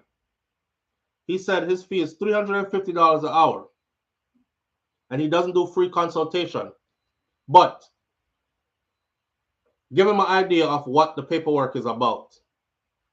So I basically told him what the paperwork is about, where it was. Him asked questions like where it was filed, who filed it, this, that, and the other. Is it coming from another law firm or is a person just filed it on their own? Blah, blah, blah. And asked me for certain numbers off of the documents and so on and so forth. And then he gave me instruction free of charge. He said, follow through with my instructions. You should be okay. But I would advise you after this, if anything else happens after you do the response I tell you to do, then you're going to have to seek an attorney and spend money to fight your case. But I don't think you have to spend any money yet. Just do what I just told you to do. All right. I wish you all the best, he said, and hang up the phone. This man never have to do that, but he did. He did. Yeah, you can file it yourself, 5-63. I understand that, but the legalities of it, if you don't understand what's going on with a packet that thick, you feel like you need help, right? And he already told me his fee, $3.50 an hour, and he doesn't do free consultation, but he took the time. And he was on the phone with me for like 20, 30 minutes. I said, yo, me feel bad because this man don't do free consultation, and he might give me all of this time. So I actually had a pen and a paper. And as he was talking, I was writing. I said, I'm writing down everything that you said. And he said, good. And he kept talking. Like when I told him I was writing down everything he said, he sounded more now like he wanted to help me. You ever try to help somebody yet? And you give them useful information and they give you an attitude like, yeah, man, yeah. All right, yeah. And I'm like, yeah, you even through some of the stuff you're saying to them, they wouldn't even let you finish a sentence. Yeah, I didn't give that. I was desperate. So I was like, I was listening keenly. I'm telling him I'm writing down everything you're saying. Cause me done a think already, boy, $350 an hour. God almighty, me not pay that. What if I do have to pay it though? So I'm gonna get hurt by this lady like that for no reason, and everything in here is fake. So I'm writing it down, and I followed his instructions to a T. Case dismissed. But the case is dismissed a year later. This is how long we've been trying to fight this, almost a year. Because when did I get that? I got that January, I think I told you all right. January, February. It wasn't dismissed until November 4th. So almost 1 year of just waiting for this thing to just friggin' go away. Here we are. And it's done. And I'm so happy that it's done. So true, so flow. You are blessed that you was blessed that day. Yep. That's why I said sow good seeds in the universe. It come back around to you. You don't even know when it's gonna come back. Come in out here, I tried to nobody nothing, and I don't wish bad for nobody. See how help fall out of nowhere for me? Help fall out of nowhere for me. If I was a wicked person, I probably would have had to end up having to go look for a lawyer, dig up $350 an hour to pay an attorney. Yeah, but my good karma, that's why I sow good seeds, because my good karma come back to me like that. And then when I got the notification a month ago that it would be dismissed if by a certain day certain things didn't happen, I was like, okay, I hope the things that they're saying didn't. I hope it just don't happen. And it didn't. Then I got the final notice that case was dismissed without prejudice. Yes, done. So I'm going to fold it up, write something on it, store it in my filing cabinet for future reference. Yeah, man, karma. Very real. Very, very real. All right. Just sharing that story. We got that up off our shoulders, so we're now feeling pretty good. Now we're going to talk about Diana King. So Diana King put up a picture. And the picture that Diana King put up, it's on my icon for the video this morning. After you done put a bad man friend them pan she. Sean Cassell said, my police friend them a Jamaica with double as gunman. Jesus Christ. Yo, the one wicked. My police friend them in Jamaica that double as gunman. And she said one of them approached her, knocked on the window of the car. He was in full plain clothes, but had a gun on his hip. And she knows he was instructed by me. Poor me. Poor me. You know what she did? She went to Jamaica. She rented a car. and she disappeared with the people in rental car. So I did a video because they said out of Jamaica, but make me hold off on the Diana King something. I did a video because it was all over the news in Jamaica. So me now do a video and say, has anybody seen this lady? My intentions were pure because the first thing I thought was a tourist woman traveling in Jamaica by herself, rent a car, goes missing. The car cannot be found. She cannot be found. I said, damn, this don't look good for Jamaica. I hope the next headline we get won't be tourist woman body found in some place and car found burnt out or whatever. So I was like, man, the most you could do is use your platform, put it out there that this lady went missing and hope somebody who watch you can see it. Man, by the time I put that video out, the video run up numbers. People start calling me. They was like, yo, SouFlo, we see her down on Mobile yesterday. Yeah, she did there. Duns River Fall, I climbed the fall or something there. So I was like, okay, she all right. You sure it's her? Brother, I'm absolutely sure she. Next day after that, it's in the Jamaica news. The picture of her at the Duns River Fall. So I know so the person who called me was dead spot on. So I said, damn, why is she? So what happened to turning in the car? She and the car people have a discrepancy. I said, I've rented cars in Jamaica many times before. You have a deadline to turn in a car. If you don't turn in the car by deadline, you must have called for an extension, and the card that's on record, they will charge that for the extra days or whatever that you decide to keep the car, right? Right. It turns out what she did was she called to extend the vehicle. She got an approval. Then she called to extend the vehicle again. And somebody slipped up and gave her the extension for the vehicle. But the card that she had on record was no longer good. So I don't know if she called and canceled her card or whatever, but the card that she initially used to rent the car, it was no longer good. So them couldn't find her, and she gone with the people in car, and she had it way beyond the days that they said she should return the car, and they have no way of tracking her, no way of getting payment for the days that she had the car, so on and so forth. So them start put out bolo for police officers on the island to go looking this, that, and the other, and they put out recovery agents to try to find her to see if them can find the car, because the people them want them car now. They know she's alive. We seen her picture. She at Duns River Fall. She's doing fine. Then she started putting out videos on Facebook, not YouTube, on Facebook.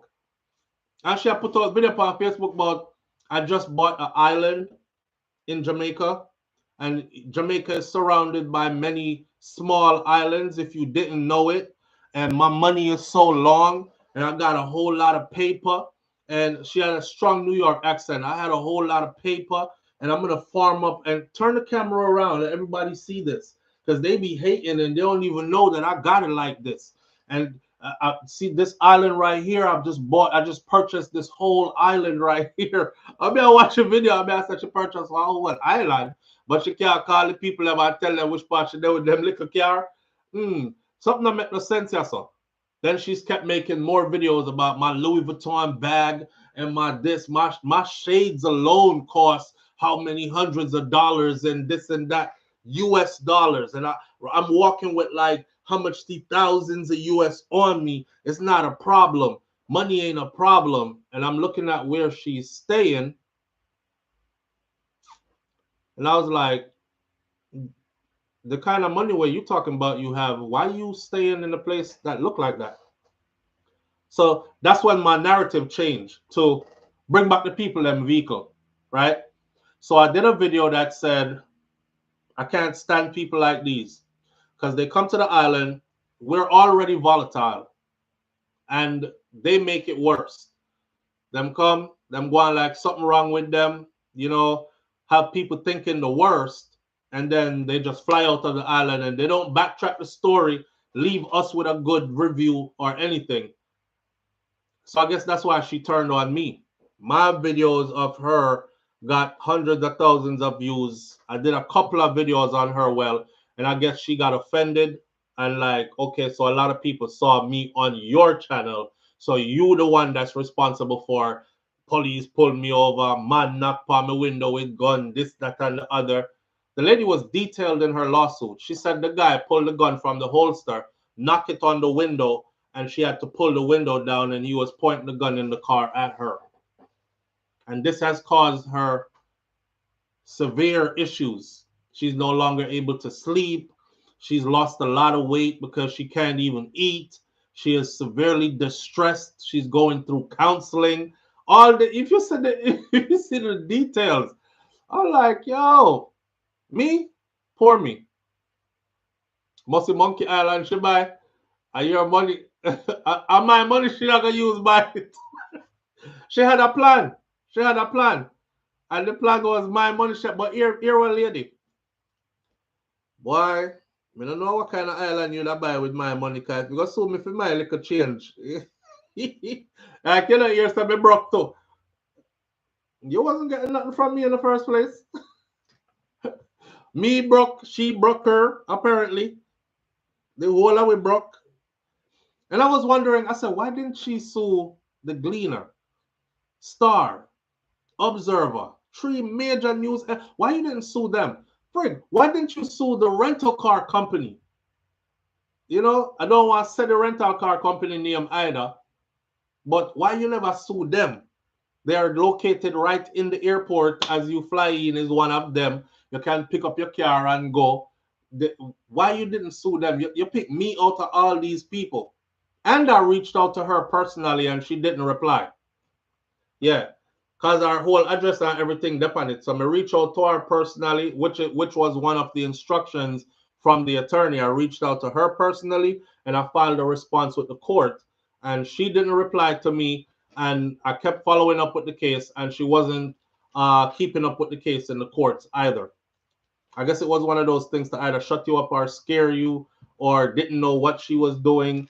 I don't know. She thought I was gonna, yeah, she thinks I made it a weak link.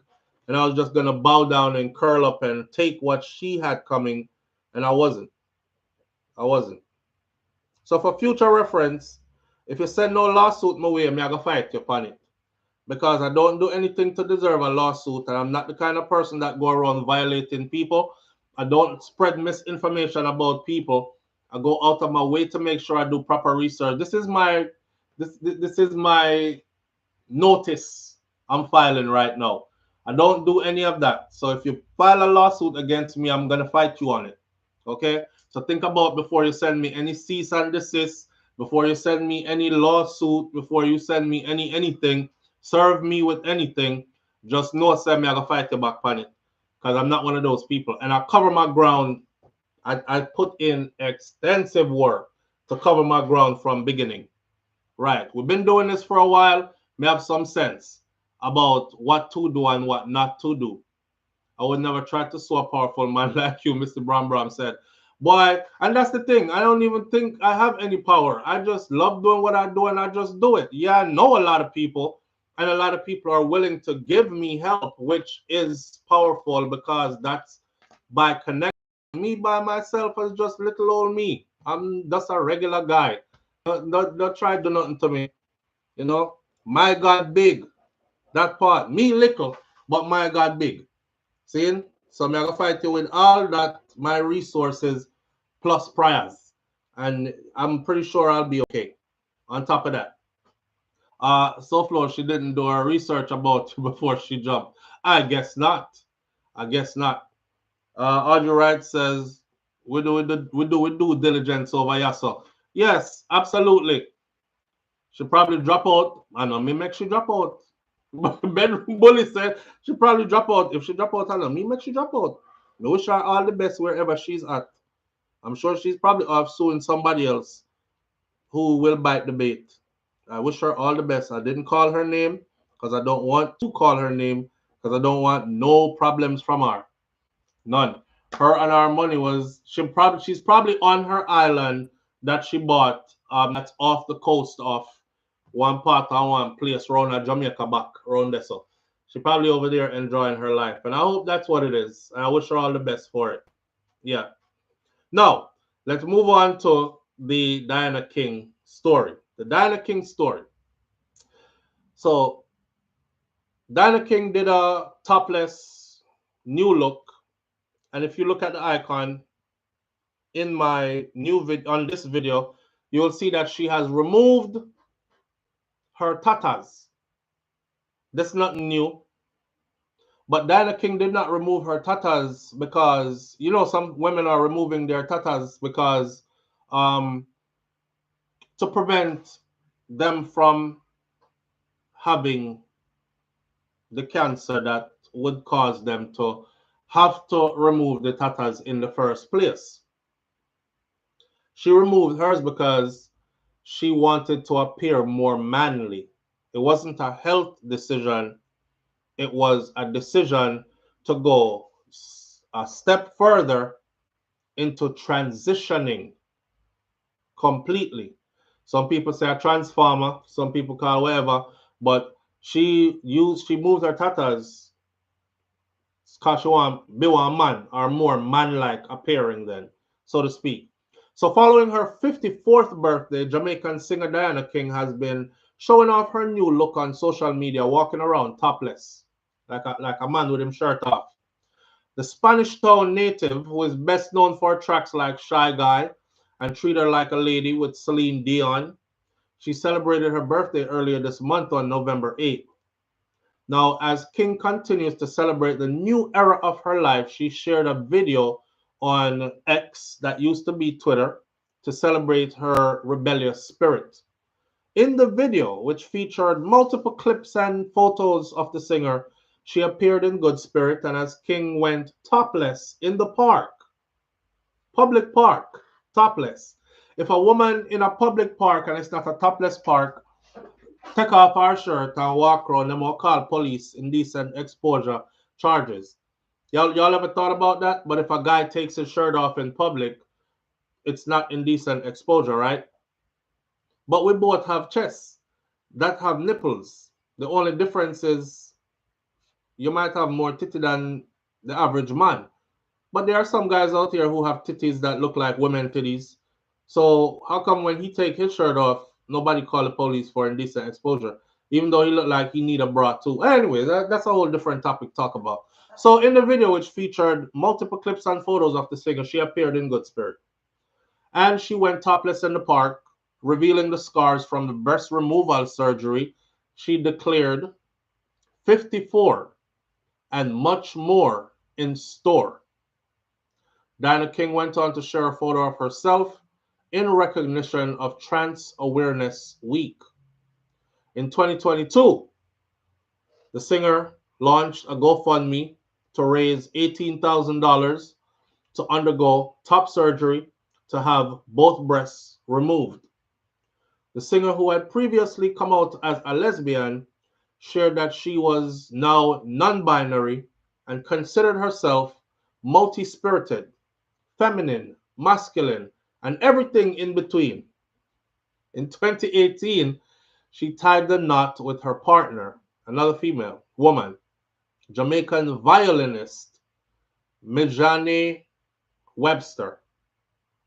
No, she did not have cancer.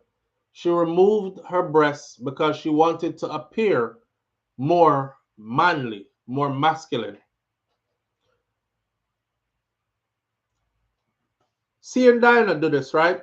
Remember I told y'all this is going to take a turn. It's going to go deeper. So seeing Diana do this, I wrote down on my paper for discussion this morning, right? That's all.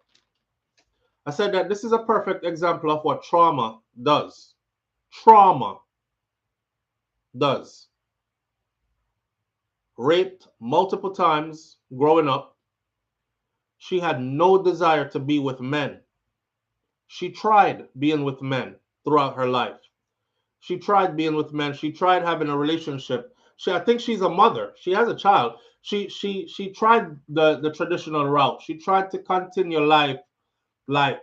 And I remember her doing an interview or article where she said, no matter how she tried, she just could not be attracted to a man and male parts. The essence of a man, the voice rumbling, the man penetrating, all that. There was nothing in it for her that made her feel like she desired this. or she wanted this. She just felt like she was being victimized all over again every time she interacted intimately with a man. But still being human and still requiring love and intimacy, she started experimenting. Let me see what it'd be like, because I have no comfort with men. So she went to women, and there she found satisfaction and comfort. And she said, wow, I guess this is what it's going to be for me. Back to what I just said. A perfect example of what trauma does. Now, a lot of people beat her, because I remember when she did that interview and she said these things, and a lot of people beat her.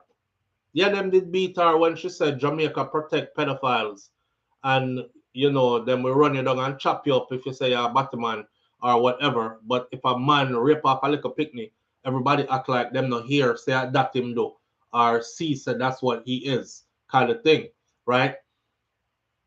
And they them beat her and burn her out for that and tell her, yeah, left Jamaica because we don't want you around here, your type, this, that.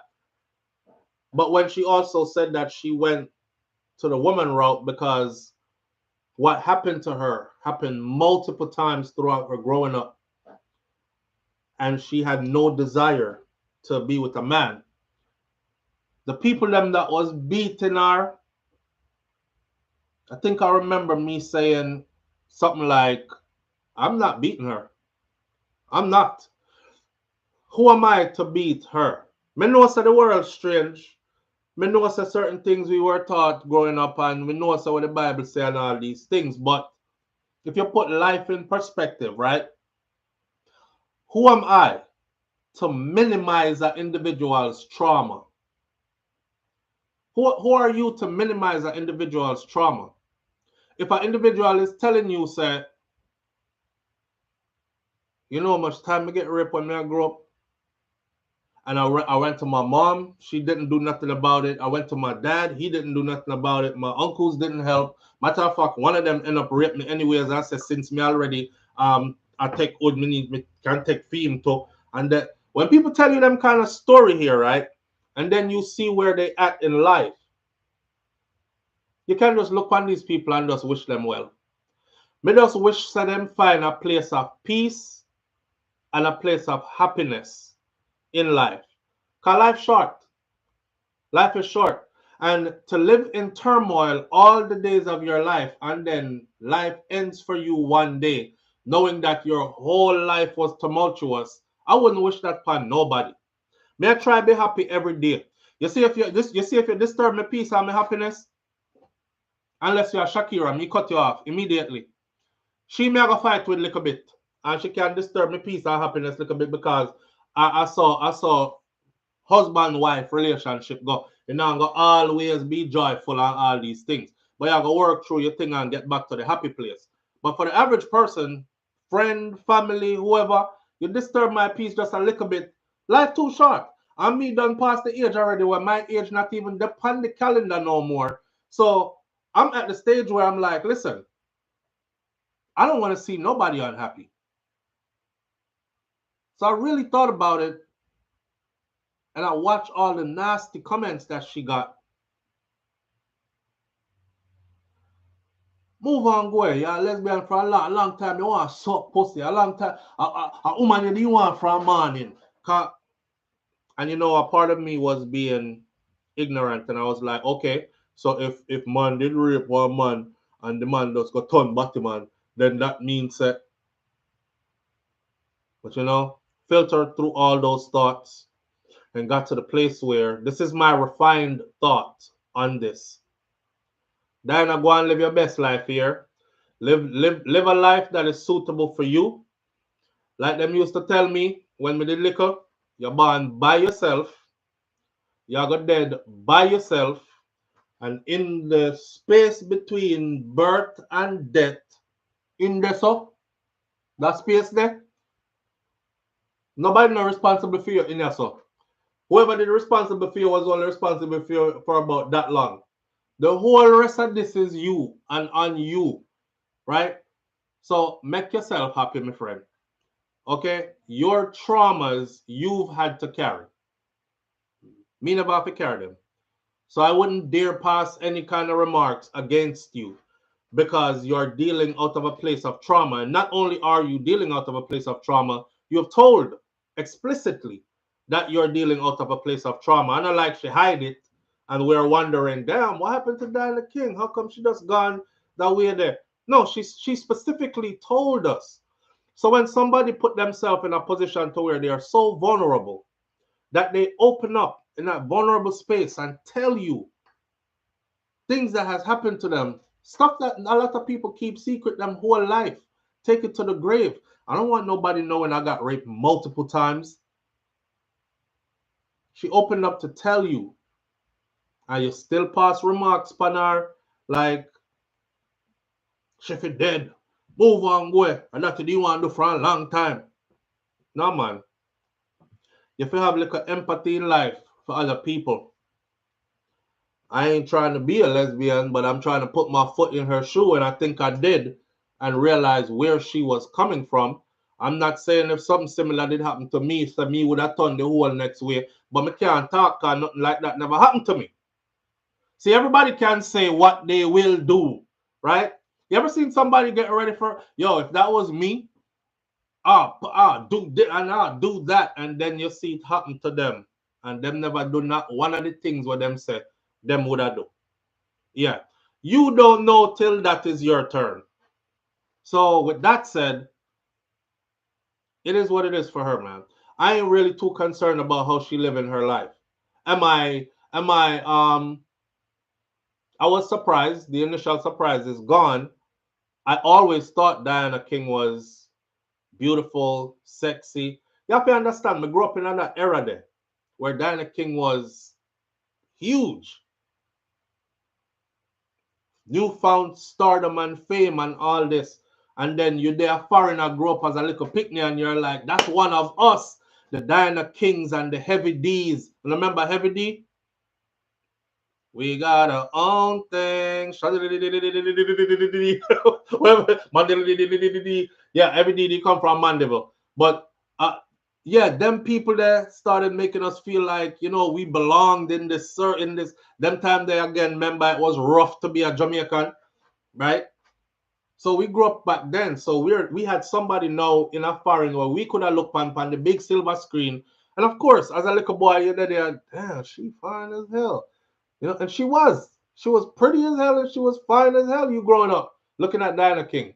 So to see her now, look how she looks now. She's not the type I would look at to say, oh, she look nice and she look me would have stuffed her or try to say nothing to her. I wouldn't, because she's obviously putting a lot of work to look very manly. Attracted to man. However, I do wish her all the best, understanding that she's a human being and she is treading this journey called life like all the rest of us. And her experiences on this journey is not my experiences on this journey. So I can't invalidate or make valid anything that happened on her journey. It is her that have to do that. It's her. So I wish her all the best. You know, I wish her all the best. Because the rest of them just want to live in misery them whole life. The rest of them just want to live in misery them whole life. Yeah. Yeah. Me not into that. I'm not into that. Whatever makes you happy, man. Come live your life. I said this to my audience all the time. You know, at the end of the day, I'm not gonna be asked to answer for you. I'll be asked to answer for me. If there's such a thing where this grand day of courtship will happen and you will have to stand before and give account for, whether in a spiritual realm or in another physical realm beyond this realm, nobody are gonna ask about account for SouFlo, the things he did throughout his life. Kai Tai Jai Empress, you are responsible for him and his. It's not gonna go like that. Them are gonna ask Kaitaja Empress, Bo Kaitaja Empress, your life itself is going to demand that you account for you. Your life itself. If anything else I go judge your life, I go judge you. If we still are wait for that God to come where we not see her come forward, life I go be that God, because life I go judge you. All the things you've done, the experiences, how you handled them, what the outcome was, all the moves you made, how you treated other people, etc. Your thought process. Were you able to filter out all the sick thoughts out of your head and develop a mindset that was healthy? Were you able to spread love to people and help people who actually really needed it and needed you when you were able to do so? Or did you skin up your nose and look on people and scorn them when you could have helped? Were you all them something that gonna matter? It ain't gonna matter to in the grand scheme of things if Diana King remove her two titty them because she been traumatized and she's trying to survive life the best way she knows how and find some happiness and some comfort. Me wouldn't want her continually subjecting herself to man after what man have done to her, knowing that every time she does, it feels like it's the same thing happening all over again. But she trying to make us applaud for her. Lesson of the day is this. We spend our lives trying so hard to appeal to others, and the others don't even really care about you like that. Literally, there's a lot of people out here right now, a lot of you up on this chat right now, who you've missed big opportunities in your life.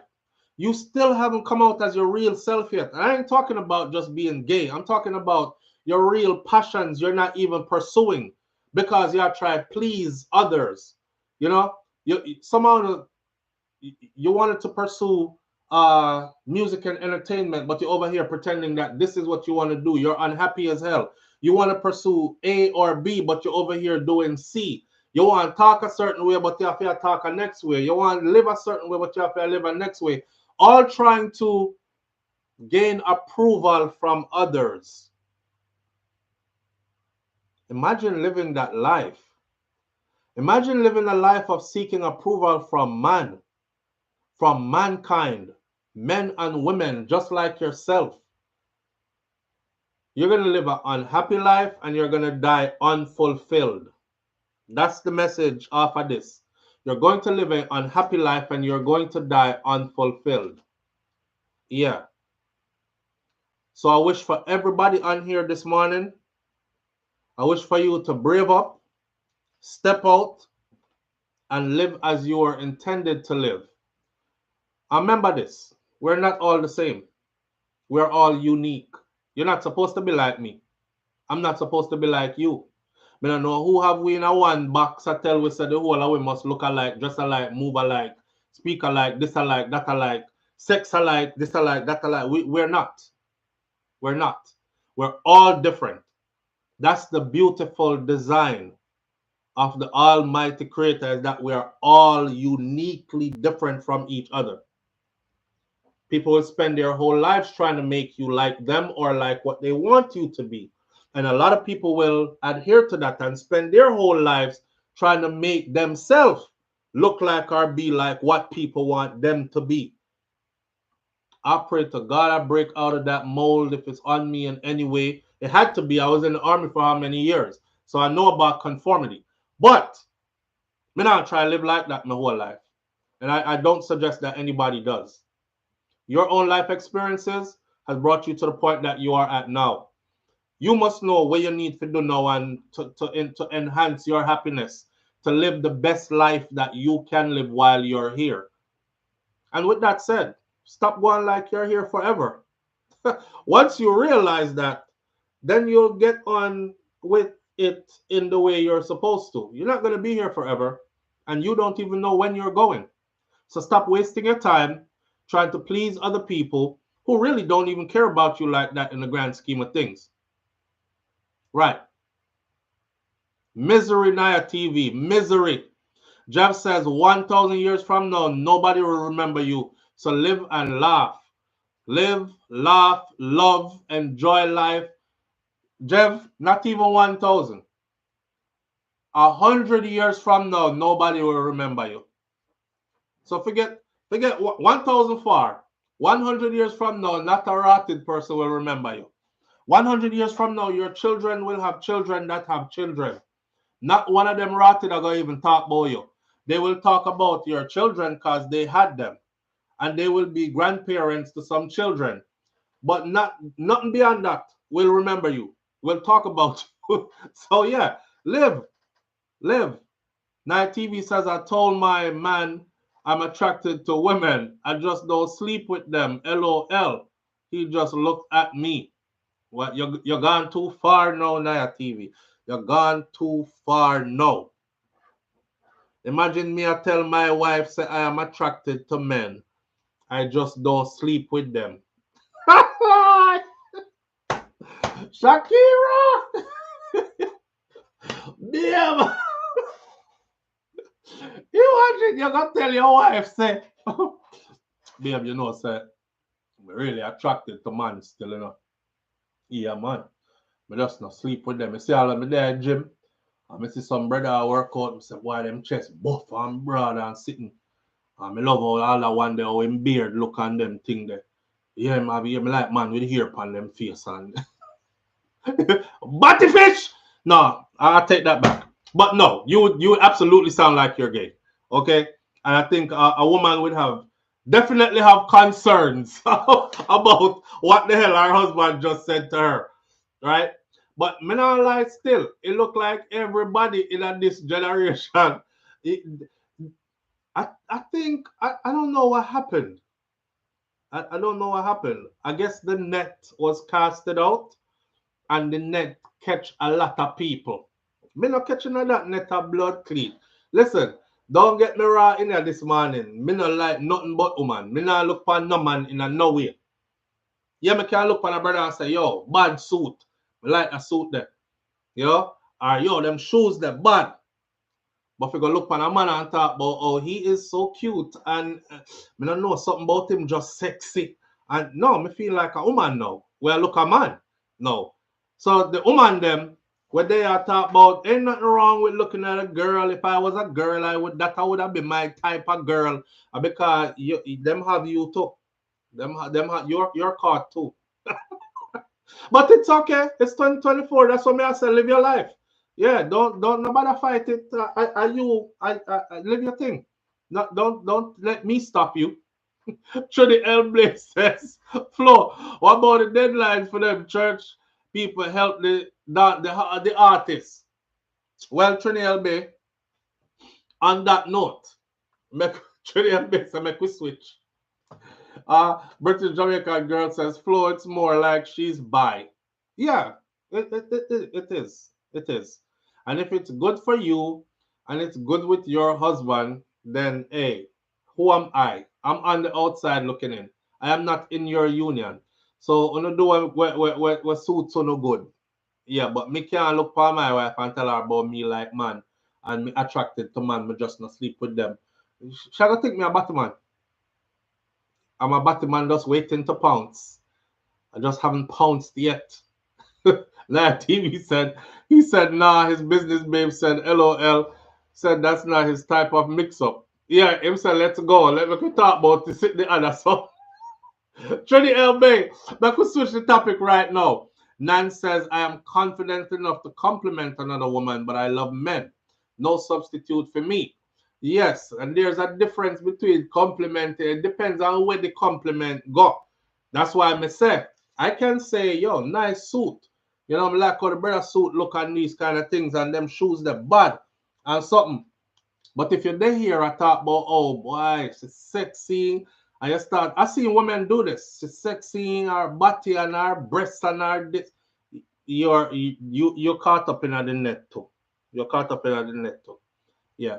And just admit it. You're there too. They've reeled you in. You've gotten sucked into a lifestyle. You just haven't activated yet. And then something that makes some people do the undercover something because I saw it start. I saw it start. Me not make them thought they even enter my mind. So I don't know. Not everyone, not everyone, everyone over LOL. I love my man, black and handsome. Kaz Robinson says, Nan says my hubby would tell me to hold the road. Yeah, watch now. This ain't gonna work out, girl. Yeah, you have to go. You have to go. Yeah, I don't want that type of woman around me. Mm-mm. You need a woman. What's the next topic, Jeff? The next topic is, let me see, more shootings in Jamaica is the next topic. But before we go on to that, though, Trinity LB asked about, moving right along, dun, dun, dun, dun, dun, dun. Trinity LB asked about what we should have, remember we did say we are going to call out the church? And we gave them from the 22nd of last month to the 22nd of this month. Today is the 26th. According to my searches, I have seen no big crusade. I have seen no big gospel concert put on. I have seen no unification of the churches in concern for Brother Lieutenant Stitch's health condition and the fact that he needs all the financial help he can get in order to access proper care and rehabilitation. He had a stroke, a massive stroke apparently, which has taken away his ability to communicate. The last time his wife spoke, and remember Stitchy, Lieutenant Stitchy, young gal wear your size, young gal wear your size, because if you don't take Stitchy advice, girl, then you, Lieutenant Stitchy, yeah. He's in a state now, the last time I heard his wife say, he's just beginning to move his eyes in the direction of, or his mouth is starting to quiver like he's about to speak, wants to speak, but he is still not able to communicate. See? Still not able to communicate. Lieutenant Stitchy left dancehall a long time ago. I would say he pioneered. Matter of fact, Bounty Killer them, when they handed over their check, $1 million check, Bounty said Lieutenant Stitchy left dancehall over 20-something years ago. And he's dedicated his life to winning souls for the Lord. He's dedicated his life to living as an example for the church and for other people in dancehall to see him shining in that way and move in that direction as well. Long before Lady Saw did it, converted over, and long before others did, I think Papa San did as well. And that then, Lieutenant Stitchy was ahead of that. So when Lieutenant Stitchy got into the situation he's in, we said, if anybody, because people are saying, when the dancehall artists them there, how come the dancehall artists them forget about the man? You have to understand that in Lieutenant Stitchy's era, dancehall artists weren't getting paid and making that much money like that unless you are one of the super top dogs. And even then, it's nothing compared to what they make today, right? So the idea that he should have some big mansions and multiple pieces of property and whole heap of millions of dollars stacked up and all these, it's far from a reality. So over 2 decades and change, maybe even 2.5 decades to 3, going on 3, he's been about the church. So could the church be about him? And the answer is no. So to the church, I say, this is exactly the reason why. Because a whole heap of way, people them dedicate them life to the church. And we watch our people get sick.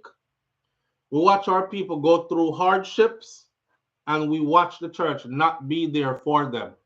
The same church where them did defer, we watch the church not there for them.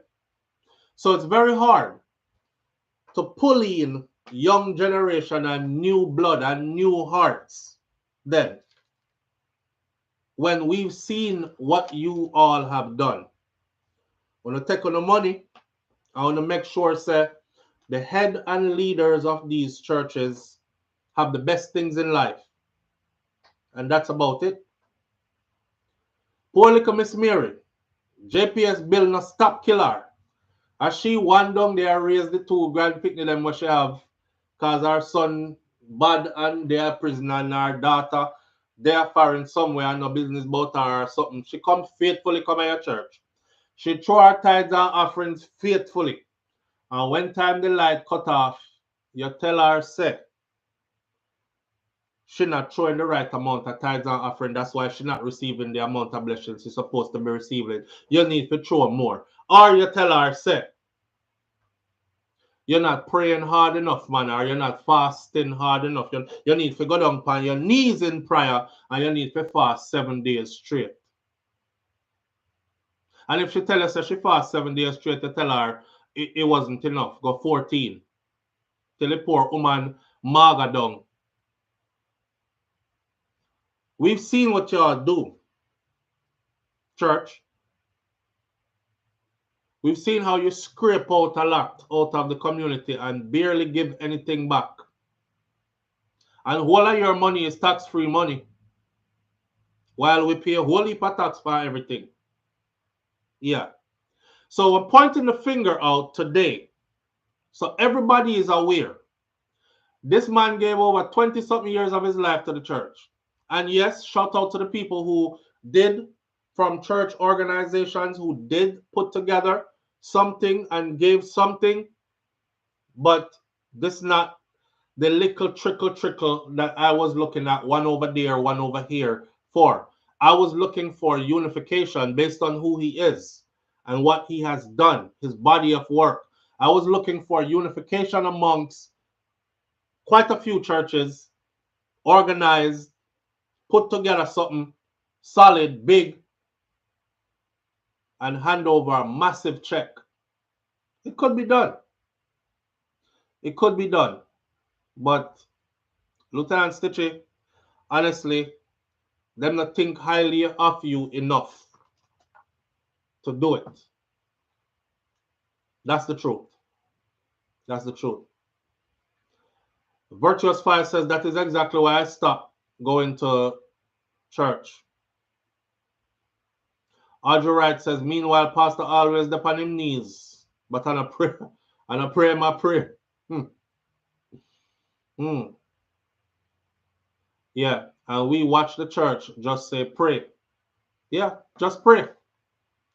Pray about it. I'm not kidding. When I say these things, people think me I make them up. One lady yesterday left a comment because we did our segment where we spoke about church and religion and stuff. She left a comment that said we need to shut this platform down and we need to stop having these kind of discussions because obviously we're not in touch with the Lord and we don't know what God, and we're not reading our Bibles properly and we're not interpreting properly. All I did was, you see them, Julie Tapper just left a comment with those same emojis that I replied with yesterday. Me get about 10 of them there, crying, laughing faces emojis. Height of ignorance. Colonial mindset. If you're not doing for the people, then you're not being Christ-like. And if you're not being Christ-like, then you cannot be Christian. How hard is that to understand? Want me to repeat it again? If you're not doing for the people, you cannot be Christ-like. And if you are not being Christ-like, you cannot be Christian. So many wolves in sheep clothing. Holla out Jesus and hallelujah and this and that. But them is a true wolf in sheep clothing. And them know when to conveniently holla out Jesus and talk about God and quote Bible verses. but they're not doing the work. And if you're not doing the work, then stop pretending, because you're a charlatan once you're pretending. Here's the beautiful thing though. We see you pretending, and people like me are gonna call you out when you pretend. I make everybody else know you're a big pretender because you're not genuine. So stop playing with the thing, because that's what you're doing. Oh, I miss the days when, you know, our little church used to just look out for everybody. It's like everybody that came to our little church was family. Nobody is leaving there hungry. Nobody is leaving there and can't pay a light bill. Nobody is leaving there and going home to darkness when time everybody else in our community have light. Nobody is leaving there and go home, go sit down by themselves. If they're elderly and their spouse just passed away, nobody will go home to themselves. The whole church rally around them. Them will get breakfast from one yard, lunch from one yard, dinner from one yard. And we had a little picnic them where them used to pack them something there and carry them. Carry this, go give Miss Mia. We carry Miss Mia 3 something wherever grandma cook, roast beef, you know, dumpling, banana, breadfruit, ackee and saltfish with whatever. Fix that our meal them just like how everybody else. And then they would even go fellowship at that person's house. Round up all the other church members them and say, grab your Bible and come. Little more this evening around 4 o'clock, we are going to miss me a yard. Because you know, our husband, Mas Zaki, passed away and she's in mourning. She's grieving. They've been married for how many years? Our house look lonely. We are going to go turn on the light. We are going to go read some Bible verses with her. We are going to go keep our company, cook some food in our kitchen, put some life in our house. No. This fake thing with them have, me can't gravitate towards it. And I'll tell you the truth. The older I get is the more I feel like church can't hold me again. Because I'm not enticed to go to anybody's church. Because it don't sound like anything that you hear me describing to you right now, right? Right. Me happy to go to church when me used to go to church, man. Because the whole hour they picnic them play with each other. The adults in the church could discipline any one of us because all the parents were connected and all the children were treated like everybody else's children and them kind of something there. All that gone. Me don't know where them turn church in nowadays. You know, you see church member drop out, you see family can't pay for funeral, them have to go take up GoFundMe and walk around and shake one can and put something in this for me because me I try bury my daughter. And me I try, and you have to say to yourself, say, but Pastor car nice, and them wife car nice, and them house big and nice, and them don't have no job, none of them. And a church money alone they live off of. Then they couldn't help with the little funeral. Why they make you out here look so? And you paid tithes and offerings, and you did it religiously. And when you put in, and them tell you never put in enough, if you put more, you do it. Yeah, man. That's why church can't hold me again. Me want somebody show me a church will operate like how I say. The church where me used to. Show me one like that, I'll probably end up being a member. They don't exist no more. And I don't give a damn how many people are like, well, my church is like that. Anytime them say that to me and I go check it out, it's not like that. I'm not over-exaggerating when I tell you that. The church where me grew up in, the people them took care of each other like throughout them whole days. Monday, Tuesday, Wednesday, Thursday, Friday, Saturday, meet up for church Sunday. Well, Rotted Food Church used to have prayer meeting Wednesday, youth fellowship Thursday, this a go on Friday, something else on Saturday, Sunday a regular church, youth service first, then big church. Back to that. It was a community. It was a community. And it wasn't strange to see them going to each other's house. You see how when Christmas morning come, the people them out of them bed early. They literally walk around with camera, with candles and with lamp with light. You know the lamp them with the light tonight where not the lamp where you have to trim the wick and put it on the table with the lampshade. The one them where, I forget what we call them again, but them lamp there. Them a walk around with those. And they're going to every house. Telelamp. They're going to every house in the community, every single house. Me can't hear them come up our walkway until them reach up our veranda. And them sing. And them give we one. And them gone on to the next house. Them check lantern. Thank you, Sharon Spence. Lantern. Them sing and make sure say everybody in the house okay. Have a word first with the big people them in the house. We are like a picnic. You want to see we because we in our pajama and we are wait and we hear the Christmas carols singing. That's if it's about Christ and Christ's celebration of the birth of Christ and all that, then that's what's supposed to be in it. The behavior supposed to match what you say you are. I'm highly disappointed in the churches in Jamaica as far as Lieutenant Stitchy care goes. Highly. I was expecting more. I was hoping that somebody would have said, boy, you know, say, over on the SouFLoTV platform that they call we out, you know. So we have to go do something for make. That's to show you how much they don't even care. They don't even care. They don't even care if you know that they don't care. Yo, it's that deep. They don't even care if you know that they don't care. Because them know that the brainwashing was so deeply instilled that even if you know that they don't care, you're still coming. Even if you know they don't care, you're still going to extend respect. Even if you know they don't care, you're still going to believe in everything they teach. Because you are indoctrinated with a whole lot of fear behind it from a very young age.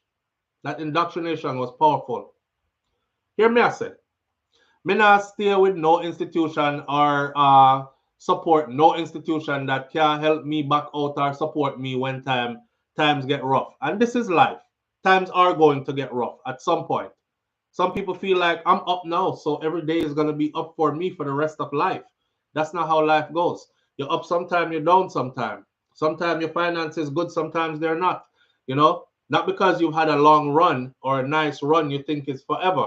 Your health is good today. Next couple of years, you're in a place you never thought you would see yourself.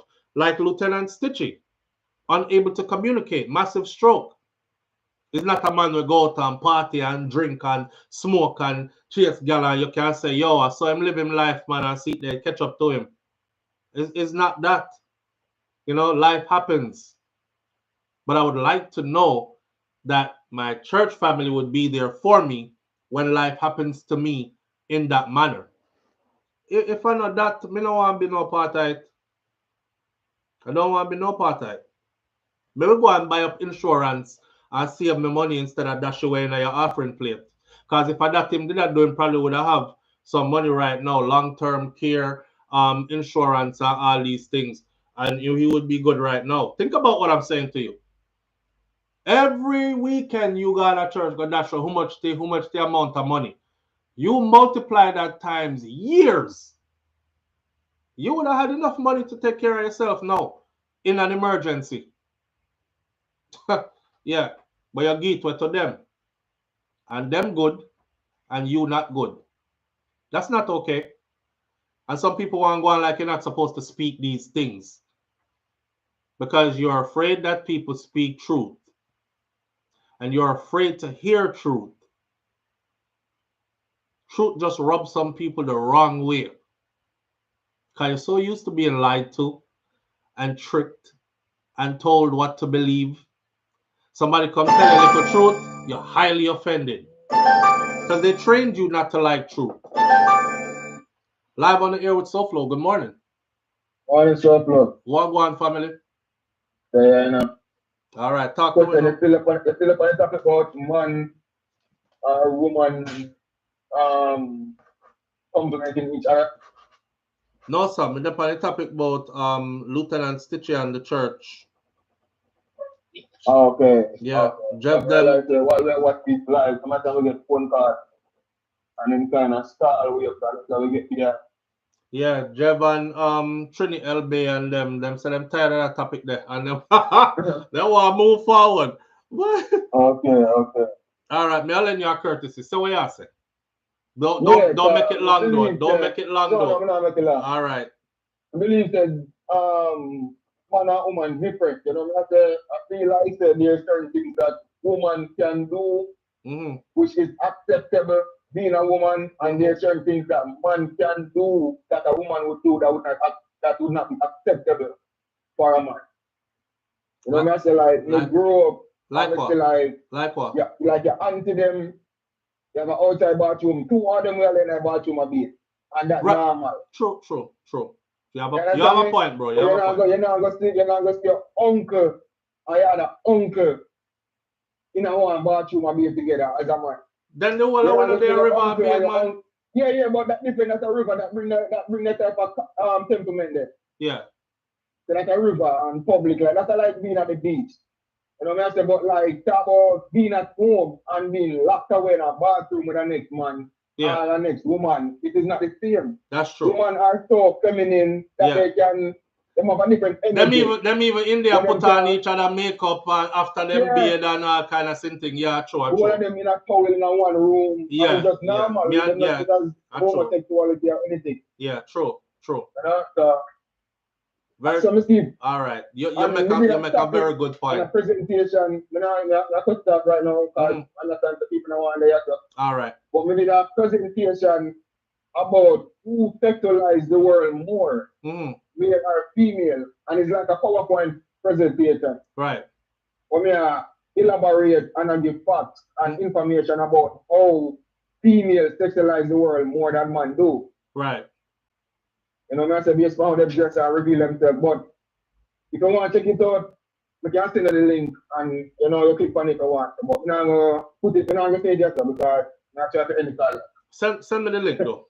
Come with I don't want to check it out. Because you made a very valid point, and honestly, as much as I know what you just said, me really never did I look on it. Because me did just think one way. But yeah, you opened up thought. Honestly, I know one to bring this here, I know you're keep doing my teeth, Yeah. Because we live it. You just get caught up on information. Right. It's reality and we live it. So if you're being truthful, you can't not see it. Yeah. Yeah. True that, brother. True that. Send me a link. Yeah, man, I send a link. All right, my brother. All right, respect. Manners. It's true. It's true. If your whole family, you see them do it. Them do each other, fingernail them in the woman them in a towel and head wrap and all that. Me I know man in a no bathroom, same bathroom lock up with no towel and head wrap, and then kind of same thing they are going in there. I mean no business, uncle, brother, nothing. I mean alone for going in the bathroom. Unless I am the woman in the bathroom. Right. Very valid point. So but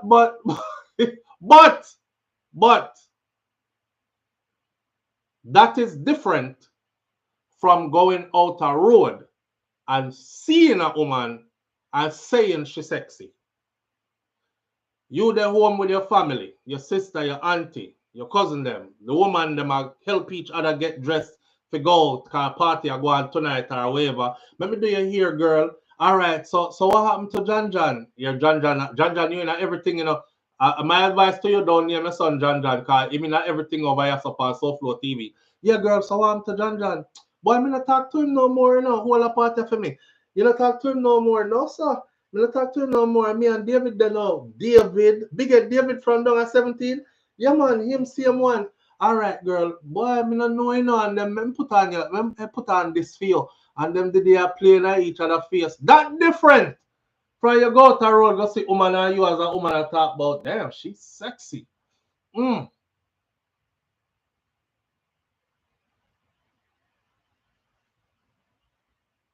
It's different.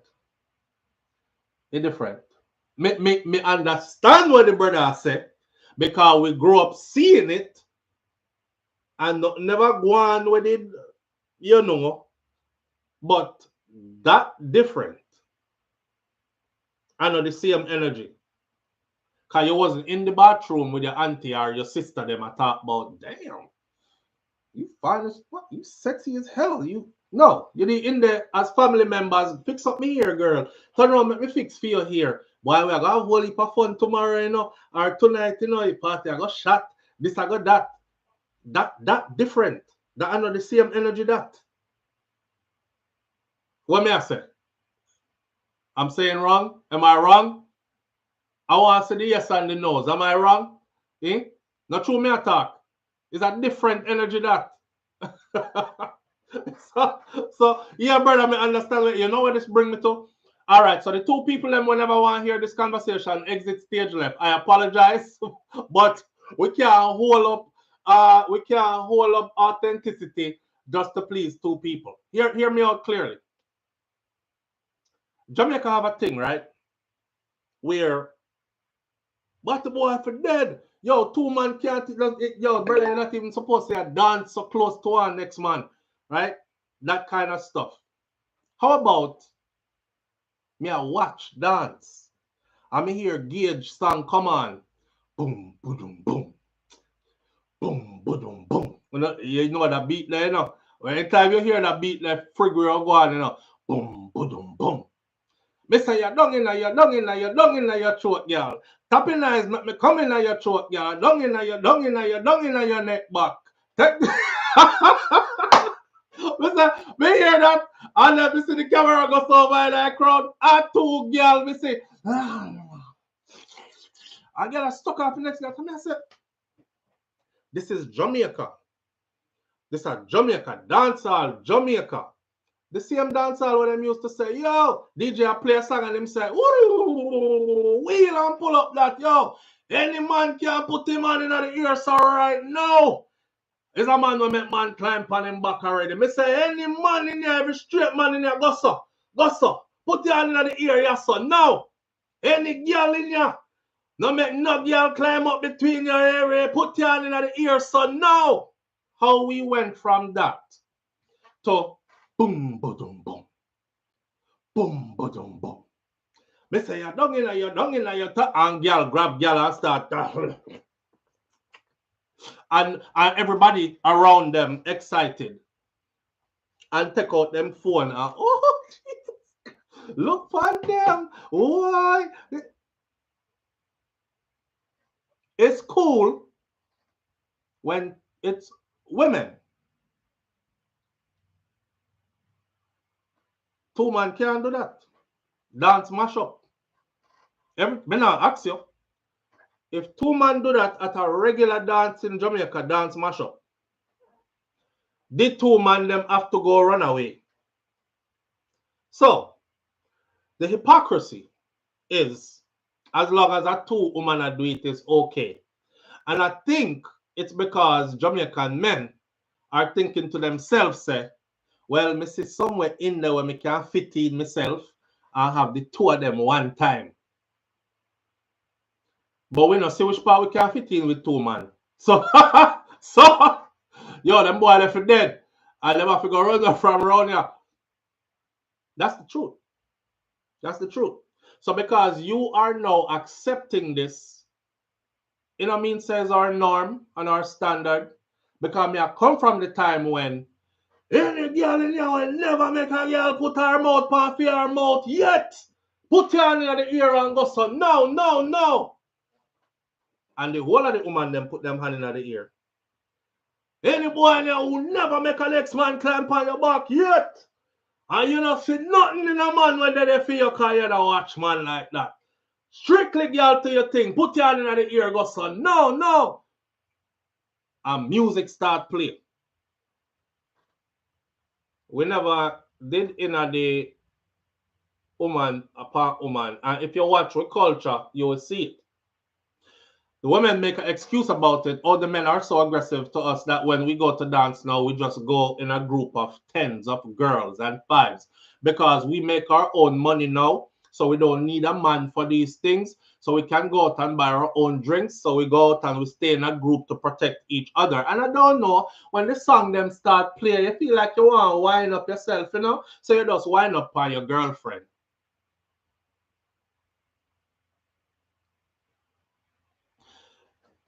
Switch that now. Imagine me, I say, You know, the woman them out there, I mean, I like how them deal with man nowadays, sir. I mean, I want a girl go use me and set me up or treat me like say me as a nobody and yam out my resources and left me. So I just go to my brethren them and me and the 10 man them I go roll tonight and part tonight. And boy, the music, they start playing and them I play some berries and me just start wind up on one of my brethren them. Fire for that. From all angles. Big fireball for that. Lightning and thunder for that. So here she know is just a method of how we protect ourselves. No, I'm watching y'all. They're literally simulating sex with their homegirl. Grab her by her waist, ram her so like a backers. Yeah? Me also see some of them are rub up their girlfriend breast, their homegirl breast, feel up her front, all kind of sitting and going, and them graduate slowly into, oh my God, I'm faded, I'm so drunk right now. And then they look at each other like, I just want to name you. Me no know, me don't name anybody right now. But since you there, make we exchange tongue. And that's how it start. That's how it starts. So me don't want nobody come tell me about, no, a different energy that, bro. And Carla, I understand exactly what you're saying. Again, I am not making your comment invalid, but me just show you a different angle to the thing. Right? And we have to add. See, that's one thing about us when I like admit truth. Me don't have a problem telling truth. So who are admit it, but when me see the girl them in the dance and then they wind up on each other so and carry on so gyrating, rub up your vagina upon your friend, that can't be just dancing.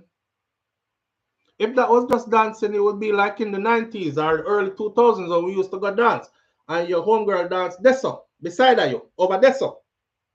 Or if she had danced in front of you, there was space there. And you know, have a good time and a dance. Right. It wouldn't be. How about that? You ever see them at some carnival and some dance hall?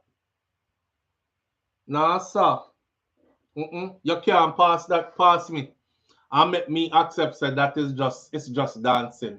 No. I'm not gonna disrespect myself. I'm not gonna disrespect my children. So heck no, says Naya TV. Yes, Nans, 100%. Why for that nyam anybody? Yeah. But Java that them do. When them get drunk and carried away with each other, them just nyam anything or anybody. You give them aki and sawfish, them nyam it. You give them a man, them nyam him.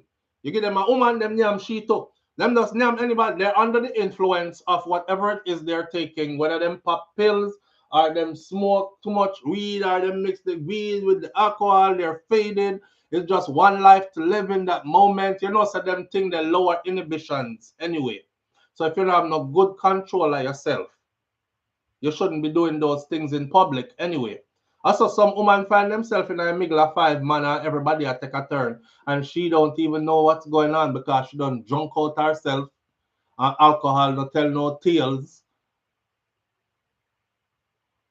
Yeah. Oh my God, I don't even know what happened with me and my homegirl last night.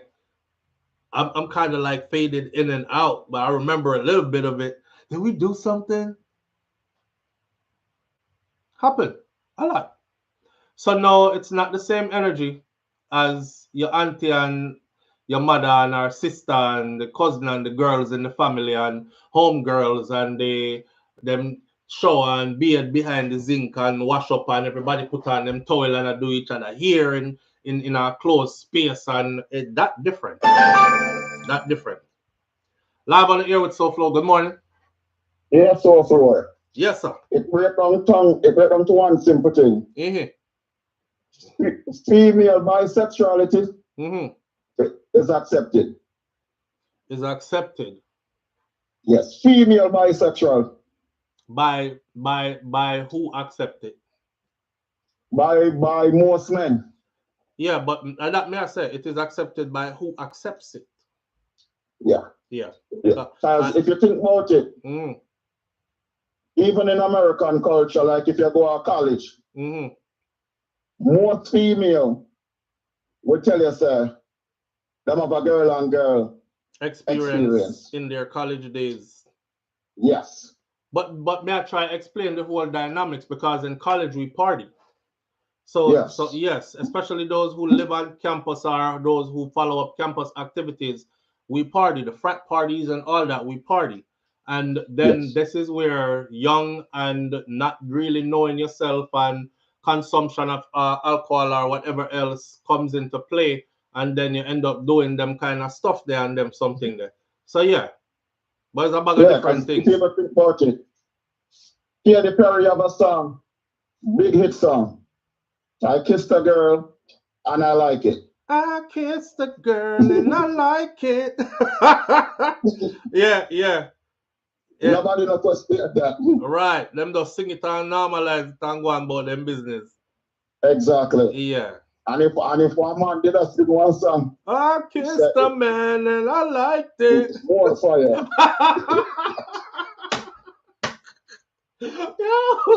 Oi.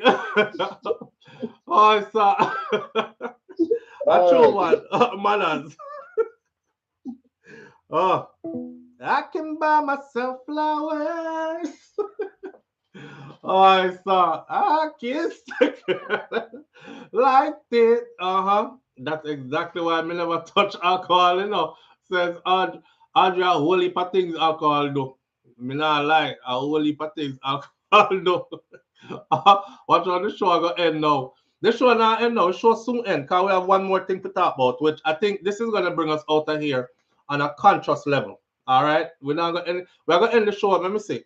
Yeah, it's in due time to end the show. My babies are home today, so I want to spend some time with them and put in that time plus put in work. You know how that go already. So for them time I come next. Now, I'm gonna randomly just switch the topic right now. Bloody night in Waltham. Bloody night in Waltham. I shouldn't be laughing because this is serious. 6 people were shot last night. This is Jamaica.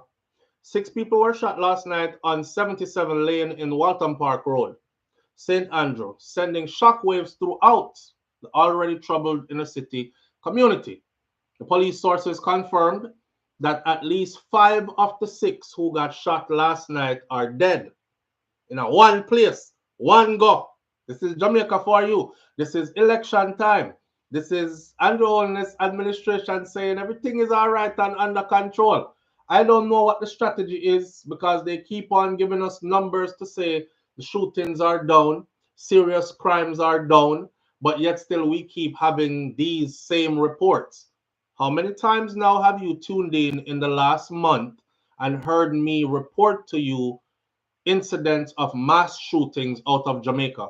Just this month, this November alone, how many times have you heard me say that? From January till now, how many times have you heard me say that?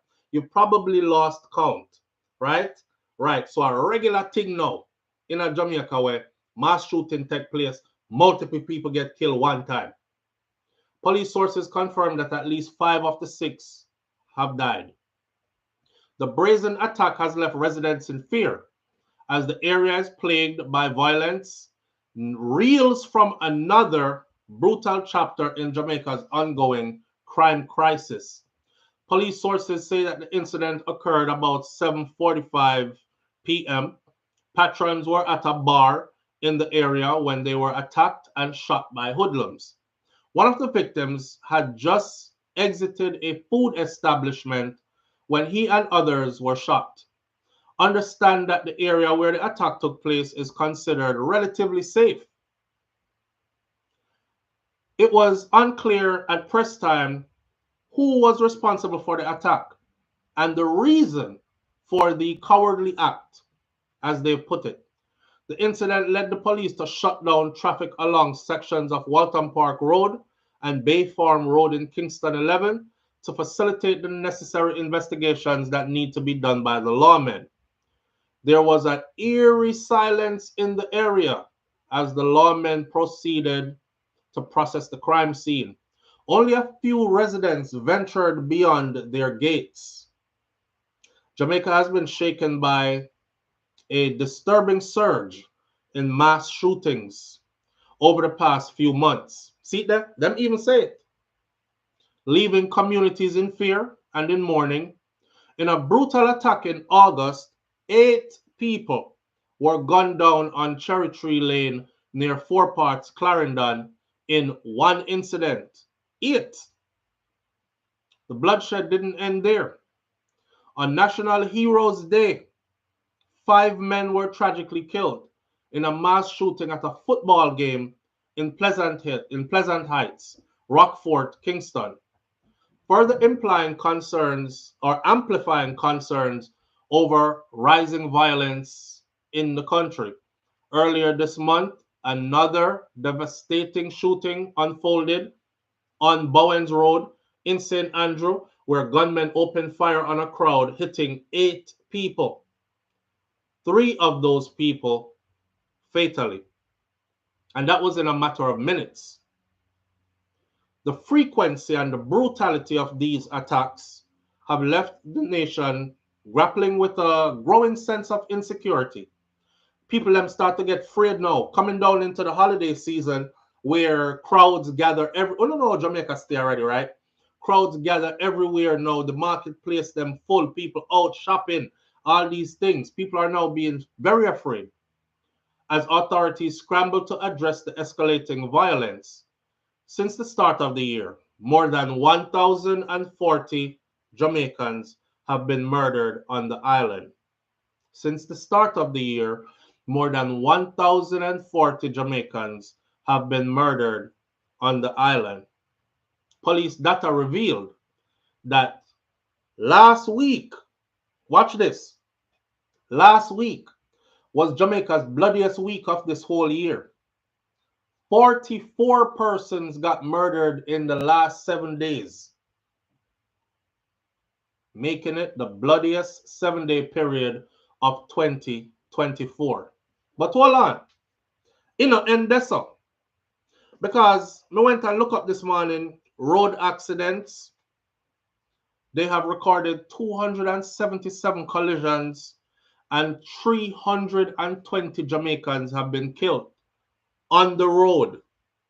Careless driving, me no care. Fast and Furious, my boss, 320. And then over 1,040 murdered in these shooting sprees. That's happening. You know, I say this all the time. Jamaica is a paradise for many. It's hell on earth for many others. Not only that, even when you're in Jamaica, as much as me playing land and me feel like, whew, the weight off my shoulders, from foreign. I have to pretend to be this and you have to pretend to speak this way. And you have to, so me land yard, me just know some of the bunks, my people them.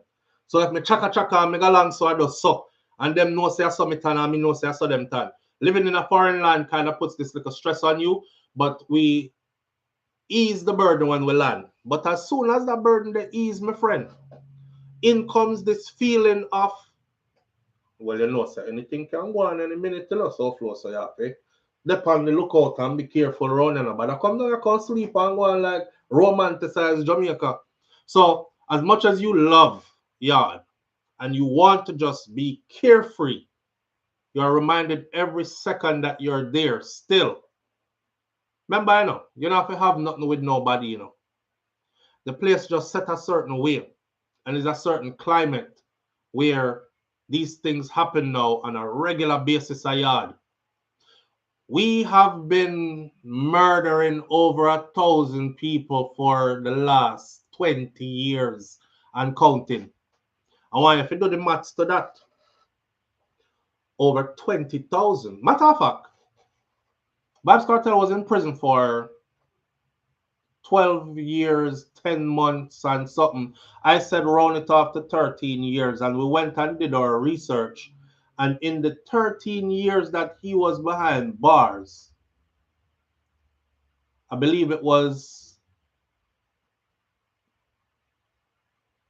17,000 and something Jamaicans murdered. Vybz Kartel was behind bars for 13 years.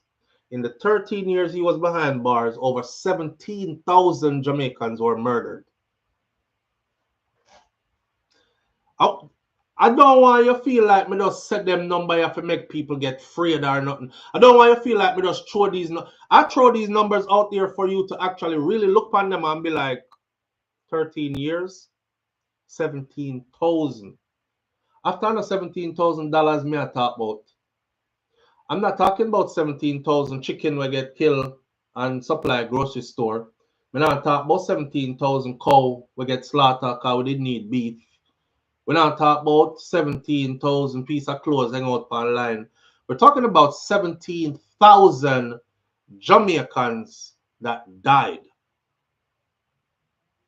that were murdered viciously, bloodily. 17,000 and change, because it was over 17,000. I think it was like 17,500 and something. Lives, human beings' lives cut down, to include lots of women and lots of children. To include lots of women and lots of children. So when them not hear you when you talk about the murdering, because we can't do nothing about it, and I tell people this all the time, we talk to update people and keep you in touch with how things stay. There are dynamics to it, yes. Jamaica is not just a place where people just randomly just run out and just murder viciously. It's almost always something is connected to something in every situation. However, it's still a lot. And then when it's not that, is the situation on the roads. And I keep on saying this. Them cuss government, I say, why the road them frig up? Even me cuss government, because me I say, yo, them road they look like this from before me did born. Me born come to Clarendon and have some frig up road. Me grow upon them, me walk upon them. And as a big man now in my 40s, the road them look frigged up even more than ever before. So just taking these things into thought, right? We cuss government and we say, God Almighty, man, fix the road them, man, so you can stop frig up people's vehicle. But then you have to think to yourself, say, I've seen what they do with the roads once they fix them. Fast and Furious, my boss. Ying, no say a word, man. Like them a drive race car and end up kill each other. The year is not done yet. Why have we lost over 300 people on the roads in Jamaica already?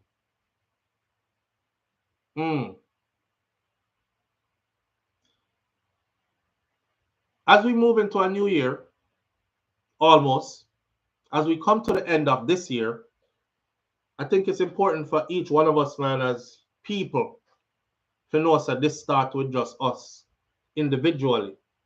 Because it's the only way we're going to see change, if we start to individually change. Me not do nothing to nobody, so me not nothing for change. But I think it's my duty to enlighten and to encourage change for the better.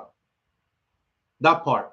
So if each one of us do our part, encouraging, enlightening, and encouraging change for the better, then I'm hopeful that the future will look different for us. But right now, in a raw, chaban, Jamaican terms, it look frig up higher. Yeah, it look frigged up. Big time. We ain't supposed to be losing so many people every year. And with that, my friends, comes a new set of people to take over the island of Jamaica. Remember I told y'all, I said the takeover is not going to be what you think it is. Go look at my old videos. I said this years ago. The takeover of Jamaica is not going to be what you think it is. Oh, the Chinese are coming and it's going to be a Chinese invasion. And no, the takeover is going to be us killing out ourselves while foreigners multiply inside of Jamaica. So, another 20, here Jamaica talk about how the woman them now have enough babies and we're at a crisis point. But I don't hear that. Yeah, if nobody is here to inherit grandma and grandpa land, who you think are gonna take it? I'm telling you, another 20 years from now, watch and see. Another 30 years from now, watch and see. There will be more foreigners in Jamaica than there are Jamaicans who are born Jamaican from old school Jamaican lineage. Their lineage will have started sometime sooner other than later. The people them like me who come from people like Mas Clevia and Miss Ruby, who come from some people before them, who they come from some people before them, we now go dead no more. We will no longer exist. And Jamaica will be a completely different place. I want y'all to think about that. Jamaica is going away. It is disappearing. The Jamaica we know is disappearing. And we're doing a fine job of helping to wipe ourselves off the friggin' map. I don't know if my brothers and sisters are seeing it the same way I'm seeing it. You know, I look sometimes and I'm like, are we not worth preserving?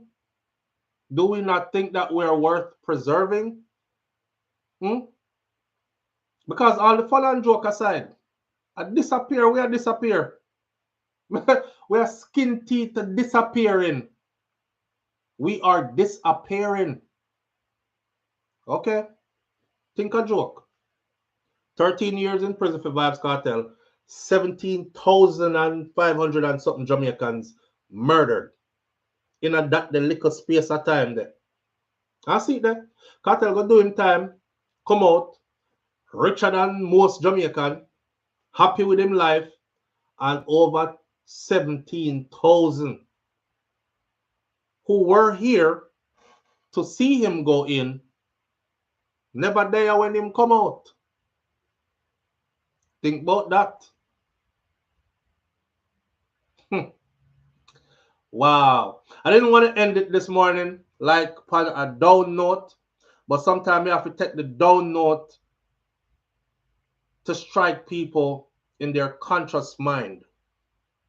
You know? Because all fun and joke aside, the reality is that we are disappearing. We should name this one a disappearing people because we're disappearing. Foreigners are buying up all the land. Foreigners are buying up all the building, all these new places you see. Why y'all think those new houses and all that hundreds of millions of Jamaican dollars and all, the average Jamaican can't afford none of them there? Who you think they're prepping all this for? It's for the foreigners who come from countries where their money is worth way more. They're coming to invest. These are the people that we talk about. We're bringing in investors. We're disappearing. One phone call and we're out of here. We have 3 minutes left. Live on the air with SouFLo. Good morning. Yes, sir. I'm back. Get a fill up on the topic. The topic about female. No, you're not watching, man. We did a close. We're closing out. Yeah, we're off of that. Okay. You can't call back tomorrow morning though. I'll pick it up back tomorrow morning. Because we have some very important things to answer. All right. All right, my brother. Yeah. So we have 3 minutes left. And there's a topic here that I did not get to talk about this morning, which I will remove from the icon and we'll speak about it at a later time as well. But my Jamaican people, I love you, but I want to know, say, we are disappear. And I don't want you to take it lightly with a skin teeth attitude. I want you actually really think about this. We are disappearing. You belong to a group of people who are disappearing. Yeah. And soon you will be no more. Soon you will be no more. You're not come to live forever, physically. And soon you will be no more. A lot of us aren't even raising our children on the island, remember? So they're not that familiar with Jamaica to where that's where they want to be and continue your legacy there or any of that. Them no born there. They don't come from them. We have 6 and none of them don't come from there. Yeah. So we are disappearing. We are disappearing. And we are doing a fine job of helping to make sure we disappear.